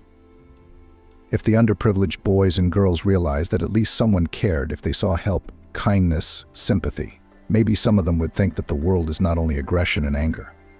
Pete really wanted to hope so. The man was glad that since the time of his childhood, many things in orphanages had become different. And when the favorite happy child had to adapt to a new life in an accelerated mode, schooling had begun. With surprise and annoyance, Pete realized that the lessons here are purely formal. The level of preparation of his classmates was incredibly low. Of course, Pete, who had always studied well, showed his abilities on the first day of school. It didn't happen on purpose. His classmates could not cope with the simplest tasks. They could barely read. Pete was very praised by the teacher. Finally, a smart student, it's a pleasure to work with him, rejoiced Auntie Smith. Pete smiled. He liked that he was finally noticed, that they were saying good things about him. But that very evening he was noticed by a crowd of boys in the backyard. The girls, as always, watched from a distant distance and silently approved. "Here's to you, upstart," said the boys. "You think you're the smartest? Don't show off." Pete was hurt, offended, scared. But he learned his lesson well. He didn't shine his knowledge in class anymore. He kept quiet. He made mistakes on his tests on purpose. Just so he wouldn't be praised anymore. Just so he wouldn't stand out. Just so he wouldn't stand out. Esmeralda was Pete's classmate. She didn't belong to any group of girls, and was friends only with the same quiet girls she was. These girls were often the objects of cruel jokes from their peers. The boys didn't touch them, usually preferring to deal with their own. But Pete quickly realized that girls could sometimes be even more cruel than boys. They made up insults for Esmeralda and her friends that would make people's ears perk up. They also spoiled their belongings, made them take their place on duty, and took away the treats the children were occasionally given in the dining hall. Sometimes there were scuffles with girls in the yard with bites, torn hair, and broken noses. The educators looked the other way. They preferred not to delve into children's conflicts, separated and punished everyone. But some teenagers were simply feared by adults, who knew about these children's past and guessed what they were capable of. It was easier for them to lock quiet Esmeralda in a closet for 24 hours than to deal with those who bullied. Pete had been locked up in that closet more than once for nothing, if that's what it took. But he even liked it there, quiet, dark, calm, no one yanking him around, calling him to get out, calling him names. Just sit there and think. One bad thing, hunger quickly began to pester the growing body. Life in the orphanage was half starved as it was, and then there was punishment. But Pete eventually got used to it. As the years passed, Pete and Esmeralda had already become firm friends. Already even began to show between them romantic feelings. The homeboy had changed. He became stronger, more resilient, learned to fight back. And it was all thanks to Esmeralda. It was unbearable to watch a crowd of girls bullying her. Then in the corner she is squeezed and start pinching. Then forced to duty in the kitchen every day. Then she has to wash their socks in the bathroom. A whole mountain of socks. But he couldn't take it. Pete saw the girls kicking the unrequited Esmeralda again one day, and he stood up for her. He knew exactly what he was doing. The girls were taken aback at first, and then they started laughing. Not laughing. One of them, the strongest and toughest, pushed Pete against the wall. The blow was hard enough, but the boy stood his ground and pushed her back. Actually, of course, you can't hit girls. Pete had learned that in his past life when he was in kindergarten. But in front of him now was not a girl, but a monster, unpleasant, angry and ruthless. The girls, accustomed to resolving conflicts by swearing and fighting, pounced on Pete. But even though he was a puny boy, still a boy, he fought back quite well, and at the same time he understood perfectly well that the girls would call for help from the boys. It would be more difficult with them. Pete had been practicing hammering his fists with a flour sack in the closet for a long time, secretly from everyone. This bag replaced his punching bag. He did push-ups, pull-ups. He had to accept the rules of the game. If in this world the strongest survives, what does it mean to become the strongest? "Fool, you'll be in trouble now," warned one of the girls, the recognized leader of the company. The ladies realized that they could not overpower the boy and proudly withdrew. Pete knew exactly what their threats meant. They would tell their buddies. They would take revenge on Pete for his courage. Trouble did loom ahead. But Esmeralda looked at him as a savior, as a hero, and all distant problems under that gaze somehow faded, lost importance. "Thank you," she whispered quietly. "But what about you now? They'll get you, won't they?" Nothing. Pete waved his hand. "I'm not afraid of them." And at that moment he really wasn't afraid of reprisals. He didn't care. What mattered was that Esmeralda was looking at him in a special way and smiling. They sat together on the bench for a long time afterward and chatted about this and that, learning new things about each other. It turned out that Esmeralda's mother had died in the maternity hospital. She seemed to be a very young girl.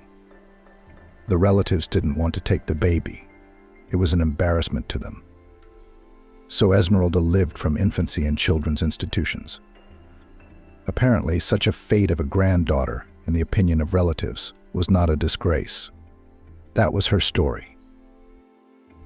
Of course, payback caught up with Pete very soon. "Are you the coolest guy in the world now?" was the question one of his attackers asked him. The question was, of course, purely rhetorical. Of course, Pete was beaten, and badly. The girls were nearby.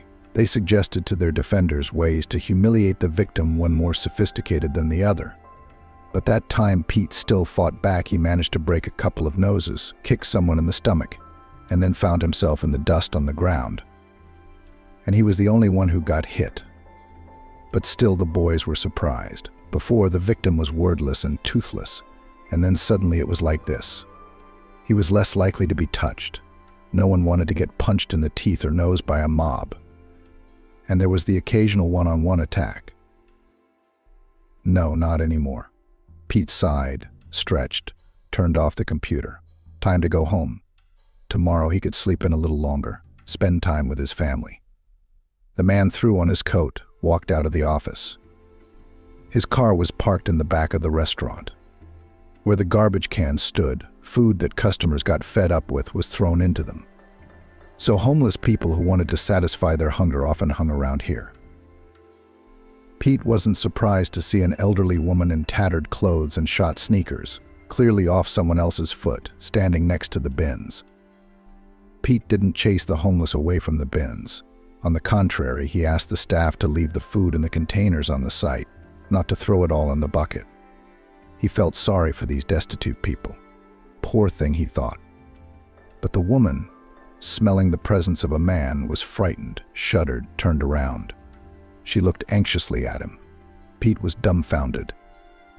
This old woman? No, such a thing is simply impossible. She was very much like the man who had once played a pivotal role in his life. The man gazed intently into the poor woman's face. The woman also looked at him studyingly. After a few years of surviving in the orphanage, an amazing thing happened in Pete's life. A new English teacher, Laurel Swan, came to visit. The class, as always, began to test her on the first day. Mean jokes, attempts to disrupt the lesson, even direct insults. Usually the teachers either lost it or lost their temper. But Laurel Swan looked at the troublemakers with sadness and even pity. It was amazing. Pete, who, as always, was ashamed of his classmates, watched Laurel Swan with interest. This was an unusual person, it was immediately felt. The new teacher had an interesting lesson. She didn't torture the class with the necessary rules, but turned on cartoons in English. The pupils at first, out of habit, only tried to make jokes, but somehow they got involved. Even the most disinterested in learning bullies.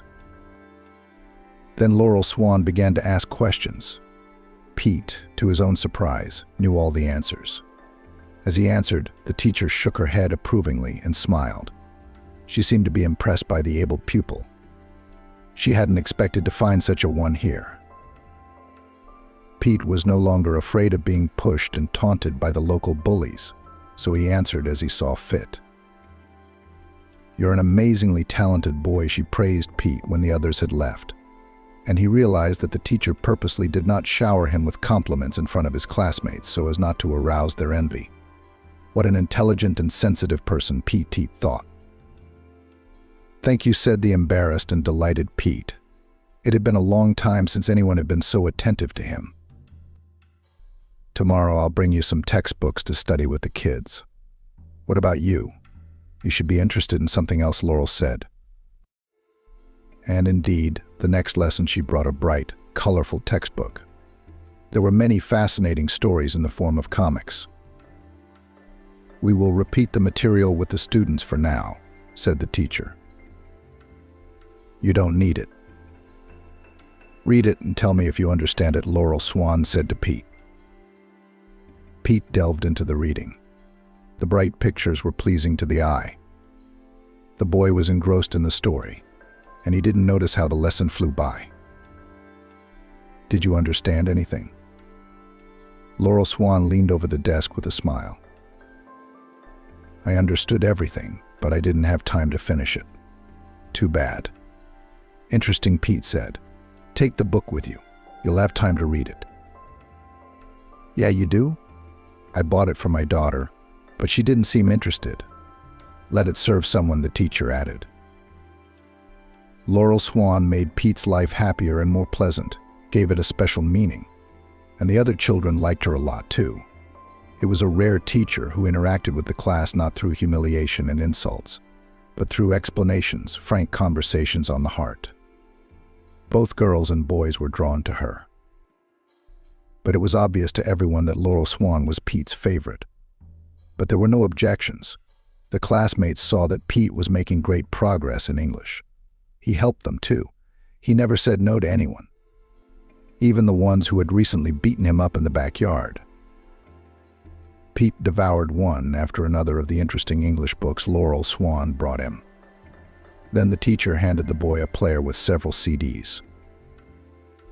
"Reading is one thing," she said. "You could use some listening too. English is a little hard to listen to, but you'll do fine. I know." "Thank you," Pete said, but he looked at the player with doubt. "It's expensive. There's no guarantee that the boys won't take it away from me. I'm afraid I can't take it." Laurel Swan seemed to understand. "I'll make a deal with the principal," she said. "He'll let you into the classrooms after school at certain hours when no one is here. That's where you'll study. Is that all right with you?" "Of course it is," Pete exclaimed. It was so nice to do something he loved and enjoyed in the silence of an empty classroom. It was not only learning English, but also a great opportunity to be alone with himself. This privacy Pete really lacked in the orphanage. And this is beautiful. Pete often talked to Laurel Swan about more than just English. They had become almost real friends. Pete told his teacher about his tragedy. It was so nice to share moments from the past with someone. The woman shook her head, sighing from time to time. "Oh, you've had a hard time, Pete," she said. Not always the conversations between the teacher and the able pupil were so heavy and serious. Sometimes they laughed and joked, sometimes they discussed the news, sometimes they argued, and sometimes they were happy to find that they agreed. Esmeralda liked Laurel Swan too, but she was shy of the teacher. A girl of that age in general was afraid of everyone and everything. Pete saw that life in the orphanage had a negative effect on Esmeralda. Kind and sensitive by nature, she couldn't stand the pressure. At least now Esmeralda had him, Pete. He wouldn't let her get hurt. One day Laurel Swan suggested Pete enter a regional competition. He had to write an essay in English, decorate it with drawings, and send it to New York. "Why, you've got a great imagination and a high level of language skills. You'll do great," said the teacher. "Well, I don't know," Pete hesitated. "Who is he?" "A kid from the orphanage. The other kids are homeschooled, they go abroad and tutor. How can he compare to them?" "I know," said Laurel Swan confidently. "All you will succeed." "What's there to write about?" Pete asked. "The theme is summer vacation. Describe the perfect day of your happiest vacation. I think that would be good." Pete thought for a moment. He knew right away what kind of day he would write about. Mom and Dad were still with him then. They both had the day off. They got up early, got in the car, and drove into the woods to get mushrooms. That day they saw a deer up close. The deer jumped out onto the road, gave the men a worried look, even trembled. And then suddenly, as if it realized that these people were not dangerous. By some inner instinct the deer guessed, and just went about its business. It began to nibble the grass, letting them admire themselves. It was a real miracle. All three of them froze, watching the cute animal. Then there was a wonderful picnic in the woods. Mom made her signature pies with onions and eggs, which Pete loved so much. We picked a lot of mushrooms. In the evening, Dad fried potatoes with them. Adrian showed up at the smell. He lived one floor down, and he knew what was coming. "And here you are, you lazybones," he exclaimed. All three of them started talking about Adrian. "Will you take me next time?" the boy asked with hope in his eyes. "Of course we will," his father promised. "And that was today too. Should I take you with me?" Well, did not guess something. But the promised joint trip never happened. Instead, Pete ended up in an orphanage. I wonder how Lexi is doing now. All grown up, I guess. Does he still remember his childhood friend, Pete thought. At that moment, he didn't know and couldn't know that not only had Lexi not forgotten him, but he was trying to make his way back to him. But it was difficult. The orphanage and its grounds were behind a high, blank fence. In addition, the site itself was located far away from the city. Lexi was just a kid. Still, he had come to the gate several times and begged the guard to let him in, or at least to send word to his friend. The guard invariably turned the boy away. Of course, he never sent any message to Pete. Juvenile visits were not allowed. Lexi's parents were going through a divorce and couldn't handle their son's requests. He begged them to go to Pete's with him, but to no avail. "I don't have time," they said. And then, when the parents took pity on Lexi, well, how did they take pity? It was just a fight over who the son loved more. During this period, each parent tried to fulfill Lexi's every wish. Anyway, Lexi's dad called the orphanage to arrange a date. But Pete was no longer there. He was transferred to another place. And all thanks to Laurel Swan, her faith in a talented student. Pete learned all of this later, when Lexi found an old friend on social media. They met as if the years apart had never happened. Lexi is still Pete's best friend, reliable, loyal, always there for him. Laurel Swan insisted. Pete took the essay. It was a passion for the boy.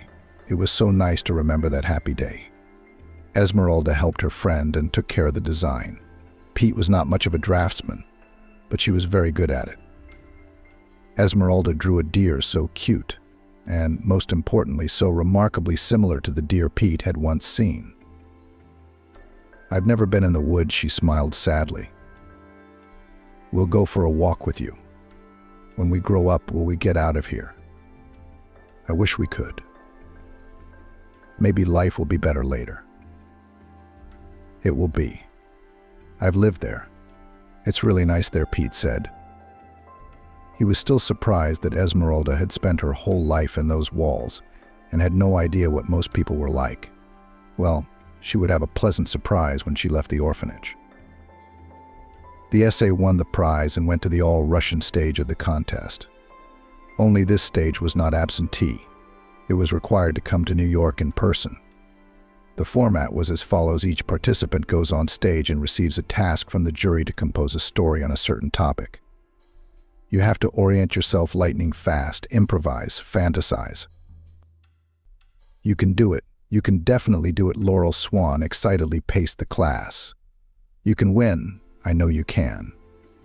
And the prize is a ticket to the future.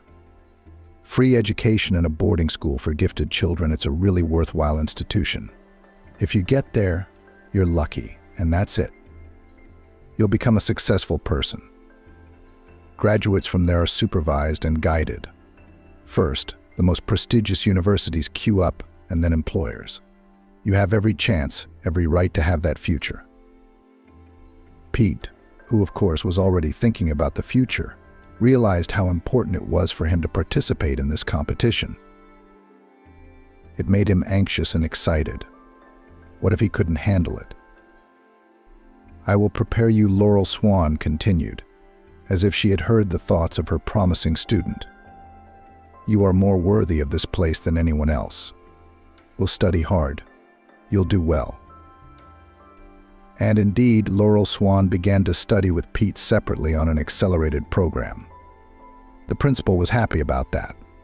If his pupil won a competition of this level, it was a big plus for their orphanage. He allowed Pete and Laurel Swan to take the class after school, and even provided them with everything they needed: a VCR, a laptop, a record player. "It's not enough," Laurel Swan worried. "We have to do it on the weekends too. I'll talk to the principal. Maybe he'll let you come to my house on weekends, because you have a great potential, but you don't have enough base. You have to work hard, and everything will work out." The director said it's okay. Moreover, he even allocated money from the budget of the orphanage for bus fare. Not a huge sum, but still, for the first time in many years, Pete was alone in the city. He waited for the right bus, got on the empty seat. It was so nice to ride through the city like that, looking out the window. Laurel Swan met him at the bus stop. It was a little unusual to see her outside the school office, but it was nice too. Their path wound through the park. They chatted, laughed, joked. Pete suddenly imagined that he was just an ordinary kid. He was no different from the boys around him, was he? And there he is, walking next to his aunt or even his mom. They're talking about something, smiling. It's a typical picture. The people around them don't realize that this is what happiness looks like. For them, it's all routine. It's amazing how complicated life is, Pete thought. "There's my house," Laurel Swan said. Pete looked around at the high-rise buildings. A standard dwelling and a typical yard. He'd lived in one like it with his parents, and he'd go back there to his own apartment. when he turned 18. Laurel Swan's apartment was exactly like his parents', which made it seem familiar. 2 rooms, a small but cozy kitchen. Pete looked around with interest. It was obvious that Laurel Swan was not a rich man. Simple furniture, inexpensive wallpaper. But there was a special atmosphere in these rooms, warm, soft, soothing. It must be nice to live here. Pete knew Laurel Swan had a daughter, Linda, about his age. I'd love to meet her. Laurel Swan must have raised an interesting person. The boy hoped it would be wonderful to be friends with the teacher's daughter if he could make another friend. There were so few of them in his life, after all. The teacher never talked much about her daughter. They discussed all sorts of things, but not Linda. That was even more interesting. The boy had no idea what she was like. But as soon as Linda entered the apartment, Pete realized that they were unlikely to become friends. Laurel Swan was at that moment explaining to a student at the kitchen table the rules of constructing complex English sentences. A kettle was boiling on the stove, and an apple pie was cooking in the oven.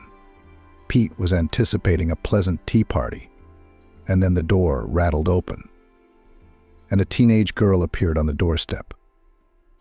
A daring miniskirt, revealing long, skinny legs with sharp knees, a tight top, thick platform shoes. Her short hair was dyed a strange green color, her large eyes thickly lined with black. Her eyelashes were clumped together from a thick coat of mascara. Pete stared at the girl in surprise. He had imagined Linda quite differently, not a Turgenevian young lady, of course, but not like that either. This Linda reminded him subtly of the aggressive girls from the orphanage. And it wasn't about her appearance. Well, maybe the girl likes this image? She has the right to express herself. The essence was something else, a cold, prickly look, contemptuously compressed lips, deliberately swaggering manner of movement. Linda, hello. Laurel Swan smiled at her daughter. This is Pete. I told you about him, remember? He's getting ready for the pageant. Hi, the boy waved his hand. Linda gave the guest a haughty look and turned to her mother, ignoring the greeting. Do you have anything to eat? I won't be long. Laurel Swan scurried to the refrigerator. Yes, of course, she said. I'll eat in my room, Linda said, and left. Pete was embarrassed by the scene. Linda appeared to be an insolent and boorish person. Laurel Swan seemed to be ashamed of her behavior. Soon, loud pop music came from the room. Laurel Swan took a plate of pilaf to her daughter. Pete could hear the teacher trying to get her daughter to turn the music down, as it was impossible to study in such a noisy environment. It's my house. I do what I want. If he doesn't like it, let him go to his own place, was the rude reply. It didn't last long, though. Linda changed her clothes and found herself at the door again. This time she was wearing ultra-short shorts. What are you looking at? She said menacingly to Pete. Do you like me? Pete blushed. Where are you going? When are you coming back? Laurel Swan became alarmed. She hadn't made a single comment about her daughter's appearance. It would have been useless to do so, apparently. None of your business, the girl said rudely and slipped out the door. Well, now we can get on with the class, Laurel Swan smiled sadly.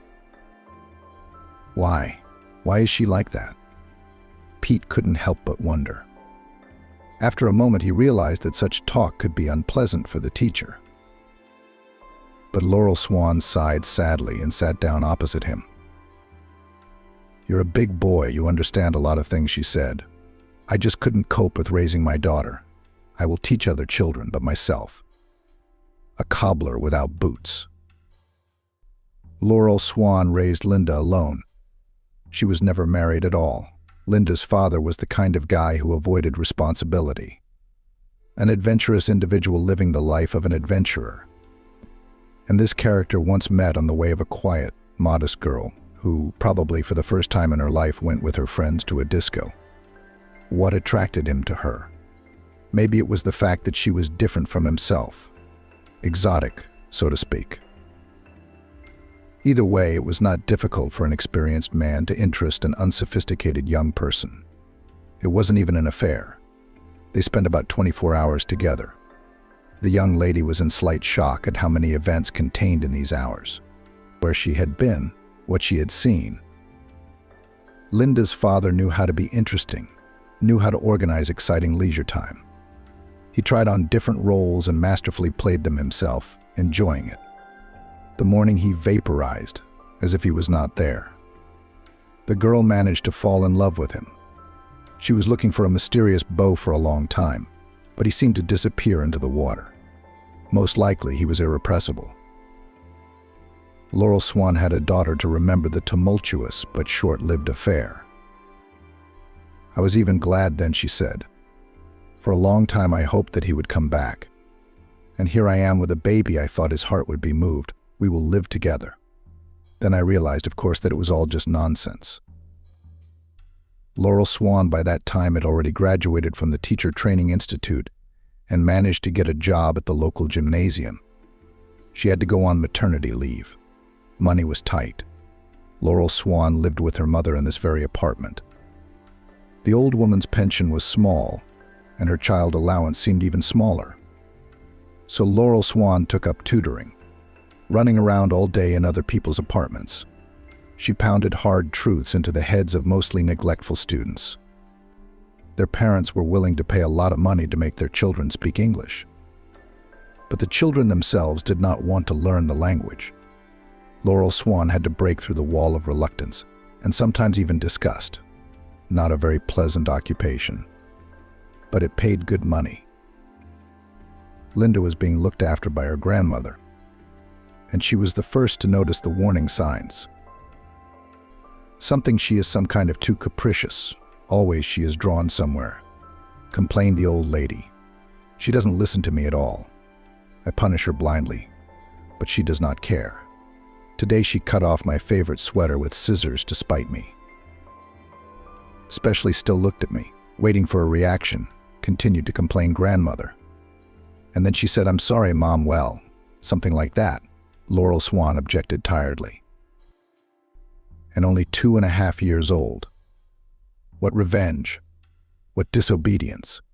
The child is just learning about the world, that's all. It's normal. Laurel Swan loved it when her daughter would run to the door in the evening. The first thing she did was to look in the bag, looking for something tasty, and always found a chocolate bar, or sweet fruit, or flavored buns. Laurel Swan did her best to please her daughter. Who else would make her happy? No father. Time passed. Linda went to kindergarten, where Laurel Swan returned to grammar school. That's where the trouble started. Now the teachers were complaining about Linda.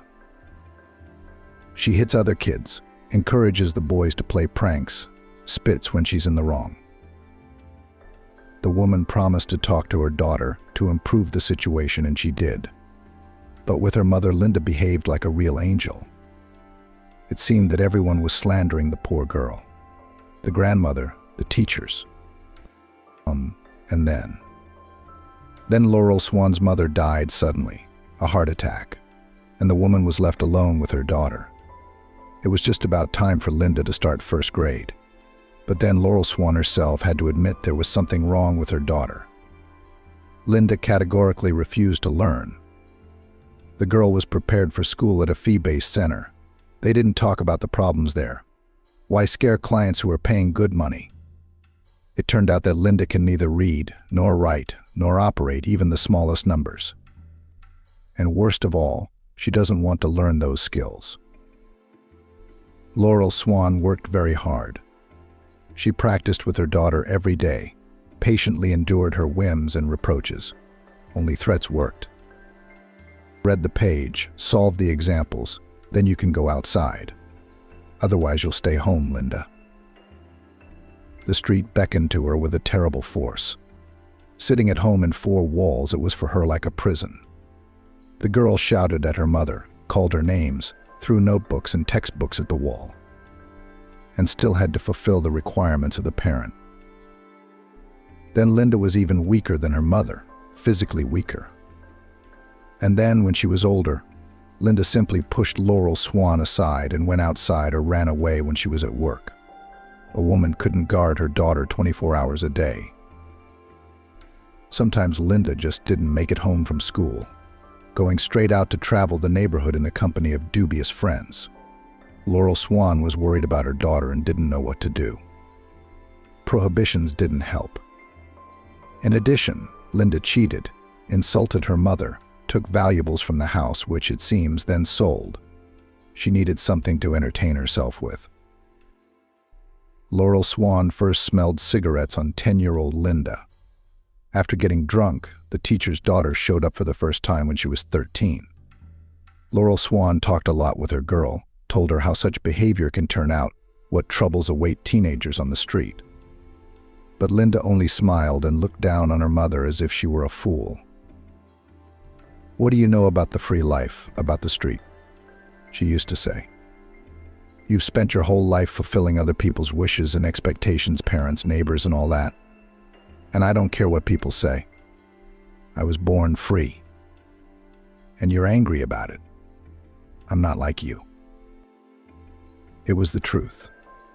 Linda, both in appearance and, most disturbingly, in character, took after the father she had never known or seen. There it was, the monstrous power of genes. The same frivolous adventurer, the same liar and actress, the same rule-breaking adventurer. Laurel Swan fought for her daughter. She still hoped that nurture could overcome genetics. The woman took Linda to psychologists and psychotherapists, tried to become more of a friend, and give the girl more freedom. All in vain. The older Linda got, the more the chasm unfolded between them. It was so unlike Laurel Swan's relationship with her own mother. No warmth of heart, no mutual support, no shared interests. Linda seemed to despise her mother for her dull gray life, her poverty, her intellectualism. This girl herself considered herself an ideal. She could afford to do what she wanted. For example, to send the teacher in the classroom for the fact that she was picking on her appearance, or smoking on the school porch. Gradually, her parents became Linda's servants. Her mother fed her, made her money, gave her a roof over her head. She's necessary, only for this. True, she had to pay, listen to the occasional lecture. But Linda learned long ago to ignore them. Maybe it's just her age, Pete suggested after listening to Laurel Swan. There was so much pain in her eyes that he wanted something to comfort her. "That's what I hope," she replied. "As time passes, Linda will calm down, come to her senses. Think about the future, so long as nothing bad happens to her in the meantime. I'm so scared for her. Well, we're getting a little distracted. You need to study. Open your textbook to page 3. Pete came to Laurel Swan's house every Sunday. They studied hard for the pageant. They also drank fragrant tea with delicious homemade pastries and talked about very interesting topics. Laurel Swan tried to answer all of Pete's questions. She didn't dismiss any of them. She was wise, empathetic, and worried. Sometimes Linda was home during these sessions. One day she piled into the hallway, drunk at 15. She reeked of booze, tobacco smoke, and the girl's legs were a mess. It was late morning. It looked like Linda hadn't been home last night.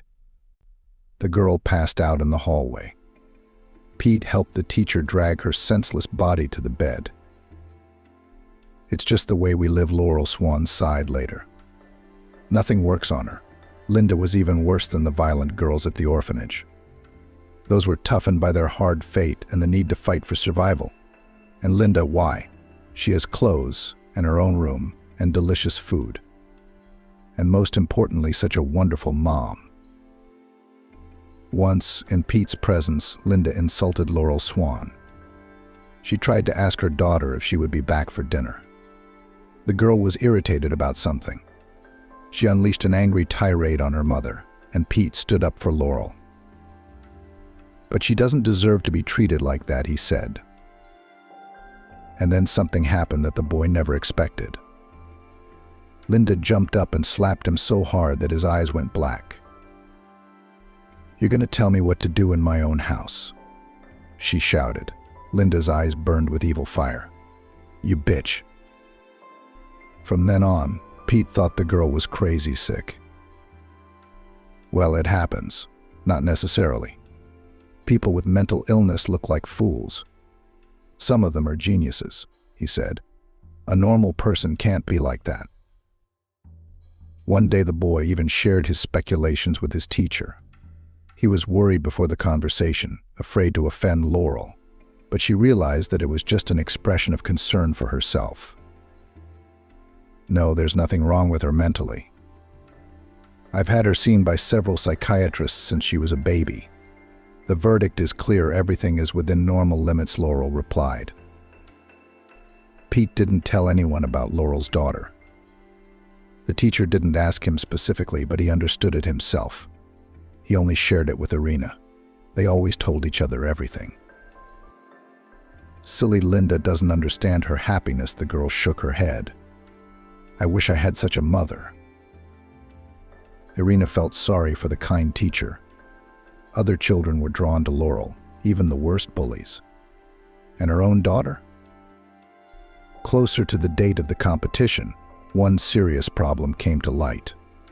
It turned out that the participants had to pay for their own transportation. And this is a lot of money, tickets for the child and the chaperone, a few days of hotel accommodation, meals. But no, I can't allocate such a sum. The director of the orphanage refused at once. Where from? We need to fix the roof.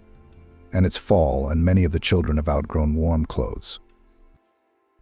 Pete heard Laurel Swan persuading the director of the orphanage, convincing him that Pete's participation in the contest was a chance for a normal life. Then she tried to prove that his win was good for the orphanage. You're going to get so many sponsors after this. They will fix the roof, buy clothes for the children, and make a sports field, she said. He still has to win.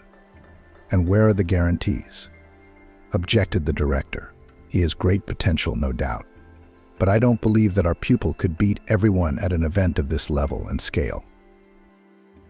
Pete was catching every word, and everything was tightening inside him. Could it be that because of financial difficulties he would not even go to the competition? It turned out that he had practiced, tried, and hoped for nothing. The boy had a goal, a dream, and now he felt like the ground had been knocked out from under him. I'll think of something, Laurel Swan promised Pete, who was barely holding back tears. Don't worry, I'll find the money and we'll go to the pageant. You'll see. Laurel has since begun to pound the doorsteps of the administration. She even appealed to city businessmen, but apparently no one believed in the talents of the boy from the orphanage.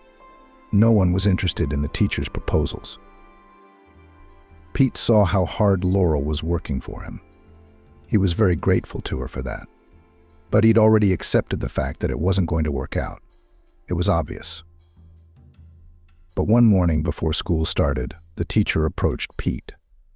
The boy was usually the earliest to get to class. He liked this quiet time in the morning, standing at the window, looking out at the street while the others bustled about before the next school day. We're going, Laurel told Pete with shining eyes of joy. I managed to find the right amount of money. Where? How? The boy's heart thumped in his chest like a captured animal. There are still people who care, the teacher replied evasively. The world is not without good people.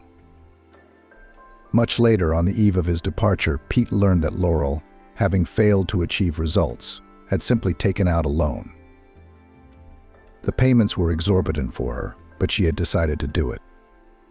Pete went to Laurel Swan's house on Sunday as usual. He hoped he wouldn't see Linda today, but she was home. You should be glad you're going to Washington, the girl measured him with a scornful glance. Your mother took out a loan because of you. She's always been a fool. She's always been a fool. She's always been stupid. Would not have her own daughter to buy brand-name sneakers. But no, she'd rather spend her money on something stupid. She's pissing me off on purpose. Are you here for me? Pete turned to Laurel. She suddenly blushed as if she'd done something embarrassing. She was embarrassed that Pete had found out the truth. Don't think about it, she said. I've been wanting to go to Washington myself for a long time. Anyway, it's such a chance. The principal's going to give me a raise after you win. I'll pay off the loan. It's okay. After that, Pete decided he was going to win. He would win at any cost. He couldn't let Laurel Swan down. And the kid won that pageant. Standing on the stage in the spotlight, he felt no excitement. His mind was clear and bright. It was a tough subject. You could say he was unlucky, but Pete did it. He gave such a monologue that the whole hall applauded him for a long time. The results were to be announced the next day. Objectively, you were the best, but it's possible Laurel was worried. You can't rule out Blatt connections. Pete was not among the winners. They announced third place, then second place. Laurel looked hopefully at the stage. Pete, however, was already convinced that it had failed. And then the announcer called out his name. The room erupted in applause. First place. Victory. And then it was all over in a flash. Pete didn't even realize it. He returned to the orphanage, where he was greeted as a winner should be greeted. Esmeralda even cried tears of joy. And Laurel Swan, she was glowing with happiness that everything had worked out. Soon people from the boarding school for gifted children came to pick Pete up. They spent a couple of days taking care of him. Some formal moments preparing documents, studying the boy's personal history. Pete realized that they were taking him somewhere to a new life, which he deserved, according to Laurel Swan. He had a future now. A brilliant future. Pete would become strong, smart, wealthy. He won the lucky ticket thanks to Laurel, of course, and the support of Esmeralda. They're the ones who are very hard to part with. They're the people closest to Pete. Esmeralda's a bit of a worry to leave behind. How's she going to be here without him for another 3 years? Who's going to protect her? Laurel promised to keep an eye on her. Still, it's scary and sad and hard. It would be a long time without seeing her loved ones. On the other hand, it's worth it to be patient for a few years. After all, then Pete will become an influential and wealthy man, will do everything for it. And then he would thank Laurel and make Esmeralda's life a fairy tale. The second point Pete managed to realize, not immediately, of course. First, the boy spent 3 years in a boarding school for gifted children. It was a real palace with a magnificent garden, a separate room, classrooms, equipped with the latest technology. Smart, motivated kids. Pete finally made friends here, local kids. He had a lot of common topics and interests, so friendships formed somehow by themselves. The teachers noticed the smallest abilities of their students and tried to develop them. They were very pleasant and educated people, communication with whom enriched and developed. But Pete had never had such a warm relationship with anyone as he had with Laurel. He often remembered his teacher, worried about whether it was hard for her to pay off the loan, whether Linda was hurting her. After graduating from boarding school, Pete entered the University of Washington without exams. During the years of study, the guy managed to win several Olympiads at the national level, which gave him special preferences. Many boarding school graduates entered prestigious universities in this way, without exams. Scholarship, dormitory, supportive mentors who continued to supervise and accompany students even after graduation. Pete's life became easier, calmer, more interesting. While still a student, he found a job. He was hired by a large tour company as a translator. Pete began to earn good money. That's when he was finally able to return to his hometown. And he was eager to see Laurel and, of course, to find Esmeralda. Finding Esmeralda was no problem. The director of the orphanage gave the address of the apartment, which the girl received after graduation as a round orphan. It was some kind of barrack-type shanty town in the middle of nowhere. Always drunken neighbors, mountains of garbage everywhere. Esmeralda graduated from college and now worked as a dressmaker's assistant in an attire. She made a pittance, lived in a hole. "I never thought you'd come back." Esmeralda's eyes shone like two bright stars at the sight of Pete. How grown up are you now? Are you handsome?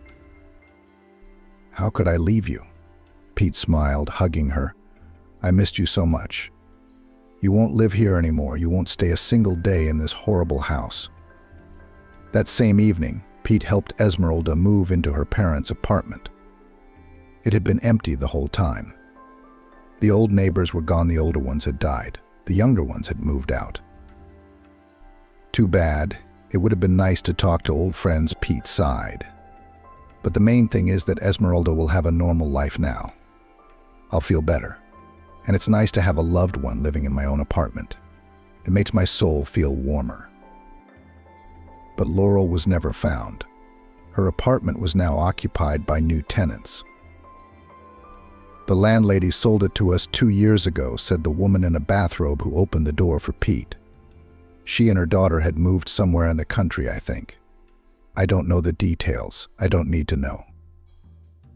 Pete returned to Washington and continued to study and work. But now every vacation he returned home to Seattle, where Esmeralda was waiting for him. After graduation, Pete was hired by the State Department. The position was offered at once responsible and highly paid. As Laurel Swan had once assumed, winning a prestigious competition became Pete's ticket to life. Now he was being guided and supervised. The boy's life seemed to run on carefully laid rails. Everything seemed to work itself out. Pete bought an apartment in Washington. Esmeralda moved in with him. They got married. Pete was moving up the career ladder. He had to work hard, but it paid off. Esmeralda stayed at home, taking care of the children and the household. She sincerely enjoyed motherhood and loved her husband very much. Pete was pleased and warm to come home from work. The man made several more attempts to find Laurel, but to no avail. Her tracks were lost after moving out of her old apartment. Too bad for Pete. He so wanted to thank her again, so wanted her to see what he had accomplished. All her efforts were not in vain. A good woman deserves to be thanked, and not just verbal gratitude. After a few years, Pete realized that working in the ministry takes too much time and energy. He was missing out on happy and important moments. The son went to the first grade, but the father did not get to the lineup because of an urgent meeting. The daughter performed for the first time with a ballet group in the theater. But busy Pete at this time was conducting important negotiations, and the man decided to go into the restaurant business. The opportunity to open his own business presented itself, and now Pete has a chain of restaurants in the capital. He's his own boss.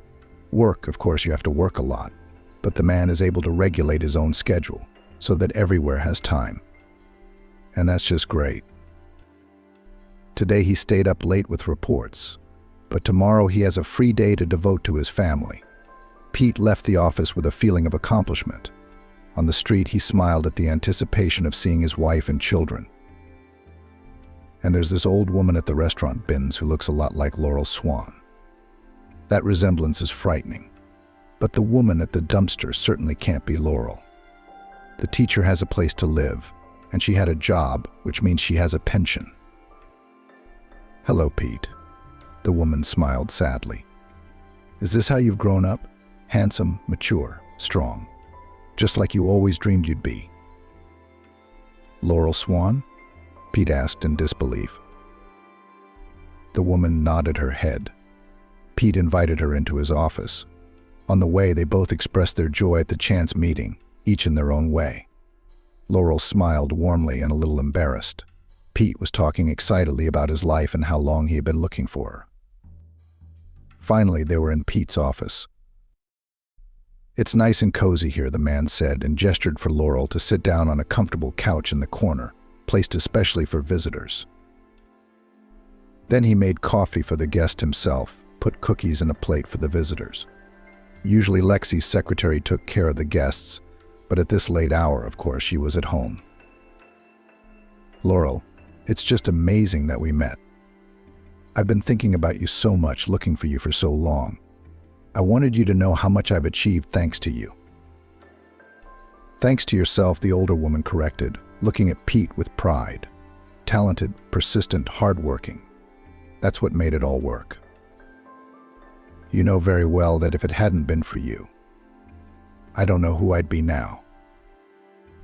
A good man. You'd still be a good man without me, and you'd still be a success. Maybe not so soon. Of course, kids like you with a backbone, you can tell. You can trust me. I have a lot of experience. But why you? Pete hesitated, searching for words. How did you end up in this position? It's obvious that you need. It's obvious I'm old, Laurel Swan sighed. And speak plainly. It was obvious that she was uncomfortable in front of her former student, ashamed that he could see her in this position. Tell me, Pete asked. Okay, Laurel nodded. It's a long story, and I can't say I'm surprised by the ending. It was coming. After Pete was taken away to a boarding school for gifted children, I started having a lot of trouble with Linda. The 15-year-old girl was now often spending the night with who knows where, showing up home in the morning, or even a few days after she went missing. Sometimes she was brought by the police, whom I asked for help, because the girl was a minor. Exhortations, threats, heart-to-heart talks, everything was bypassed. I even tried to lock my daughter up when I went to work. I couldn't work, I had to live on something. But one day a freedom-loving person cleaned through the balcony, tied the sheets and went down them from the 4th floor. After that I stopped locking her up. It's dangerous. The teenager now spoke to her mother only in foul language. All the valuables, jewelry, appliances were missing from the house. Someone even took the washing machine. Linda needed money for booze, for the bars that attracted her so much. She didn't seem to see any other pleasures, although I tried from childhood to instill in her a love of beauty, books, theater, learning new things. In everything that happened to my daughter, I partly blamed her bad company, marginal teenagers from dysfunctional families. They didn't study, they didn't work. Glassy, completely empty eyes, the stamp of limitation on their faces, ungroomed, perpetually gray and ragged. And these people somehow had a great influence on her daughter. Linda was hospitalized several times. Her young body could not withstand such a life. Doctors warned that if the teenager continues in the same vein, the consequences could be fatal. So Laurel decided to take drastic measures to take her daughter to the village. Yes, sell the apartment, buy a house in a remote village, away from civilization. Fresh air, physical labor, breaking old ties. And the change of scenery itself, according to the desperate mother, should have brought Linda to her senses. It was hard to get out of her own way like that, to leave everything behind and sell the apartment. And there was no guarantee that Linda would get better. But I had to try. I had to do something. Laurel sighed. Did you show her to the doctors? Of course. Once I even managed to put her in the clinic, but she ran away from there, and then refused to go to specialists at all. She was happy with everything. She didn't consider herself sick. It's not like she had to be carried around on a horse. Linda was furious when she heard her mother's decision. At first, she refused to go with her to the village, so Laurel went to her new place of residence alone. The woman was at a loss. She had only made the move for her daughter's sake, and Linda had found a way to stay in the city, living with someone from her company. It seemed that Laurel's move had backfired. She herself had pushed her daughter closer to those she had tried to keep her away from. But then Linda was back, angry, thin, wrinkled. She was quickly turning on those she so loved to spend time with. Apparently she lived with one of her friends, but the cramped overcrowding, the lack of money, the constant yelling and fighting, such conditions did not suit her. And she had to live on something. So Linda gritted her teeth and returned to her mother. At least she would always feed and provide a clean bed. Laurel Swan was a little relieved. Maybe her plan would work after all. Maybe Linda would come to her senses here. Nothing of the sort. Soon Linda's old friends began to visit the village. Sometimes the girl herself went to the city. 150 kilometers was not such an insurmountable obstacle. Leisure activities continued. Moreover, sociable Linda, and in the village found a similar company. There was one overgrown, garbage-strewn house with a leaky roof. In it lived a woman with 5 small children from different fathers. Maybe the lady herself did not know who her children were from, as she was almost always drunk. In this house there were endless parties, in which Linda took part with pleasure. And then one day Laurel noticed that her daughter had a rounded belly. Linda, it turned out, was expecting a baby. Yes, she shrugged her sharp shoulders when her mother shared her suspicions with her. What's the big deal? I'm 18 years old. I have the right. Who's the father? Laurel asked. Was he one of our village fathers? I'm a townie, but honestly I don't remember his name very well. We met at the club. To be honest, I can hardly even remember what he looked like. Well, it's just like you used to be. Doesn't it remind you of anything? Laurel clutched at her heart, and Linda smiled happily. She always liked to shock her mother. Even when she was pregnant, Linda was still living her usual lifestyle, drinking, smoking, disappearing to the city, and then to the village house. Her mother's request to stop drinking did not touch her. It seems that she was absolutely indifferent to the fate of her own child. None of your business. That's all Laurel heard in response to her exhortations.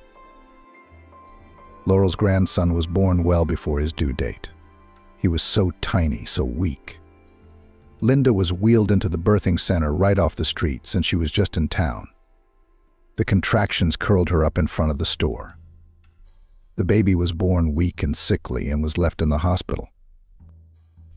Linda was discharged alone. With her coveted freedom, she plunged headlong into her old life. Laurel Swan went to see Willie and talked to the doctors. The baby wasn't doing well. Linda's lifestyle during pregnancy had not gone unnoticed. Underdeveloped many organs and systems, heart defect, brain damage. Doctors made it clear that if the baby survived, he would remain profoundly disabled, needing care for life. But life was unlikely to be long either. Doctors unanimously advised to give up the crumb. But how? How could one abandon this touching pale baby with expressive eyes? He already recognized Laurel, looked at her, tried to smile at his grandmother. True, Linda for some time was determined to give up her son. What do I need him for? An invalid. All the more I will still give birth to another healthy. It's horrible. Laurel tried to get through to her daughter. He's a human being. What will he be like in an orphanage? And then Linda had a sudden change of heart. She said that of course she would take Willie home. As it turned out later, a friend with many children convinced the young mother. The children are entitled to benefits. There are even more for the disabled. That's all it was. Willie was discharged. The arrival of the child did not affect Linda's lifestyle. With a light heart, she was free to go home and sleep in a normal environment. Willie was on welfare, so Linda was now walking around with her own source of income. She became even more popular in certain circles. Seeing this, Laurel didn't even try to reason with her daughter. She realized it was useless. Such was the irresistible power of genes. Laurel didn't blame herself for what had happened to Linda. She knew she had given her daughter enough time and done everything she could to raise her to be a decent person. Now Laurel Swan was taking care of Willie, treating him, developing him, traveling with the baby to doctors. Of course, people, including doctors, wondered where the child's mother was, why his upbringing was being taken care of by his grandmother. Laurel lied to everyone, saying that her daughter was working so that her son would have everything he needed. And she, the grandmother, was only helping the young mother of a disabled child. No, Laurel was not ashamed of her daughter's behavior. She hadn't been afraid of people's judgment for a long time. She was afraid of something else. Linda could be deprived of parental rights, and Willie will go to boarding school. It is unlikely that he will be left to his grandmother. Neither the conditions in their house are not so good, nor the age for guardianship is already old enough, and the income is meager. So Laurel got by, giving birth to her grandson as best she could. And then Linda brought home her husband, a grown man with red, cloudy eyes from constant drinking, and announced that he would now live here. Laurel thought it couldn't get any worse and harder for her. But it turned out she was wrong. This Adrian made her existence a living hell. He immediately felt like the owner of someone else's house. Adrian emptied the refrigerator without a care in the world. He didn't care if Laurel used the last of her money to buy fruit or milk for Willie. The man never cleaned up after himself, swearing loudly at Linda and Laurel if something was out of place. Sometimes he even got handsy. And now they had a bunch of Adrian's buddies over to their house. It was unbearable. All night long, the youths were buzzing in the kitchen.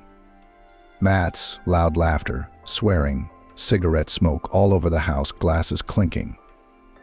Sometimes even fights broke out. Willie was restless in his sleep. Laurel sat next to him. She couldn't sleep. There was no telling what might happen, a fire or something. No, one had to stay alert. Linda was quite happy with this existence. She defended Adrian to her mother, as if she didn't notice her husband's rough treatment of both of them. I couldn't leave. How could I leave Willie with them? Grandmother waved a jinx at the sudden return of her tears. My grandson loved me. I was his only hope, and for his sake I put up with all this. I would have run away a long time ago. In fact, that's what I did when Willie.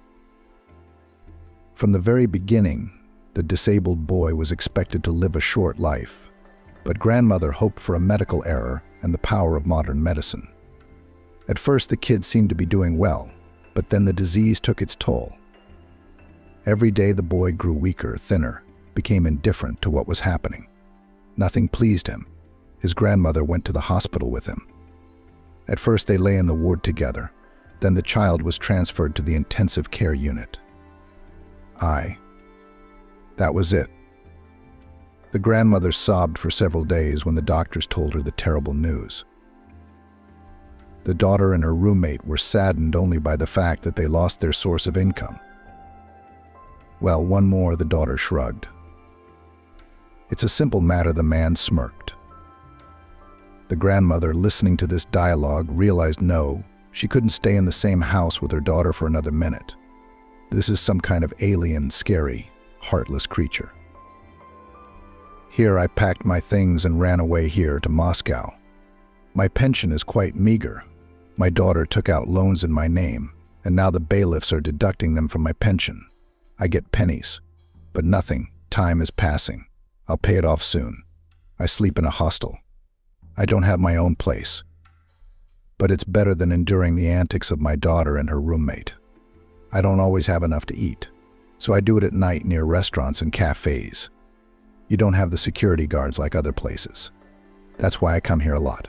I didn't even know you owned this place. So, life has turned around. The restaurant owner shook his head. What he had heard did not fit in his head. This kind, caring woman, a talented teacher, and lives like this. Collects food almost on the garbage dump. My heart squeezed with pity for this bright person. The teacher did not deserve such a fate. But now everything will change. To believe or not to believe, he began suddenly. But I've been looking for you. I've been looking for you for a long time, just to thank you. And now I've found you. You'll have your own apartment now. Cozy, clean, just like it used to be. If your pension isn't enough to live on, you'll work part-time as a tutor. You're a great teacher. You love your work. And people need your knowledge. I have friends whose school children need extra lessons. They will be only happy to such a tutor like you. And the pay will be good, don't even doubt it. I hate to put you to such a strain, the woman replied. Consider it a debt I'm repaying. It must have been hard for you to pay off that loan you took out to send me to the contest. And this help costs me nothing now. I'm glad. I also need you to meet my children. And you know my wife, she will be very glad to see you. The teacher smiled as she looked at her former student. Yes, I'm looking forward to seeing your and Irina's children too. I'm so happy for you.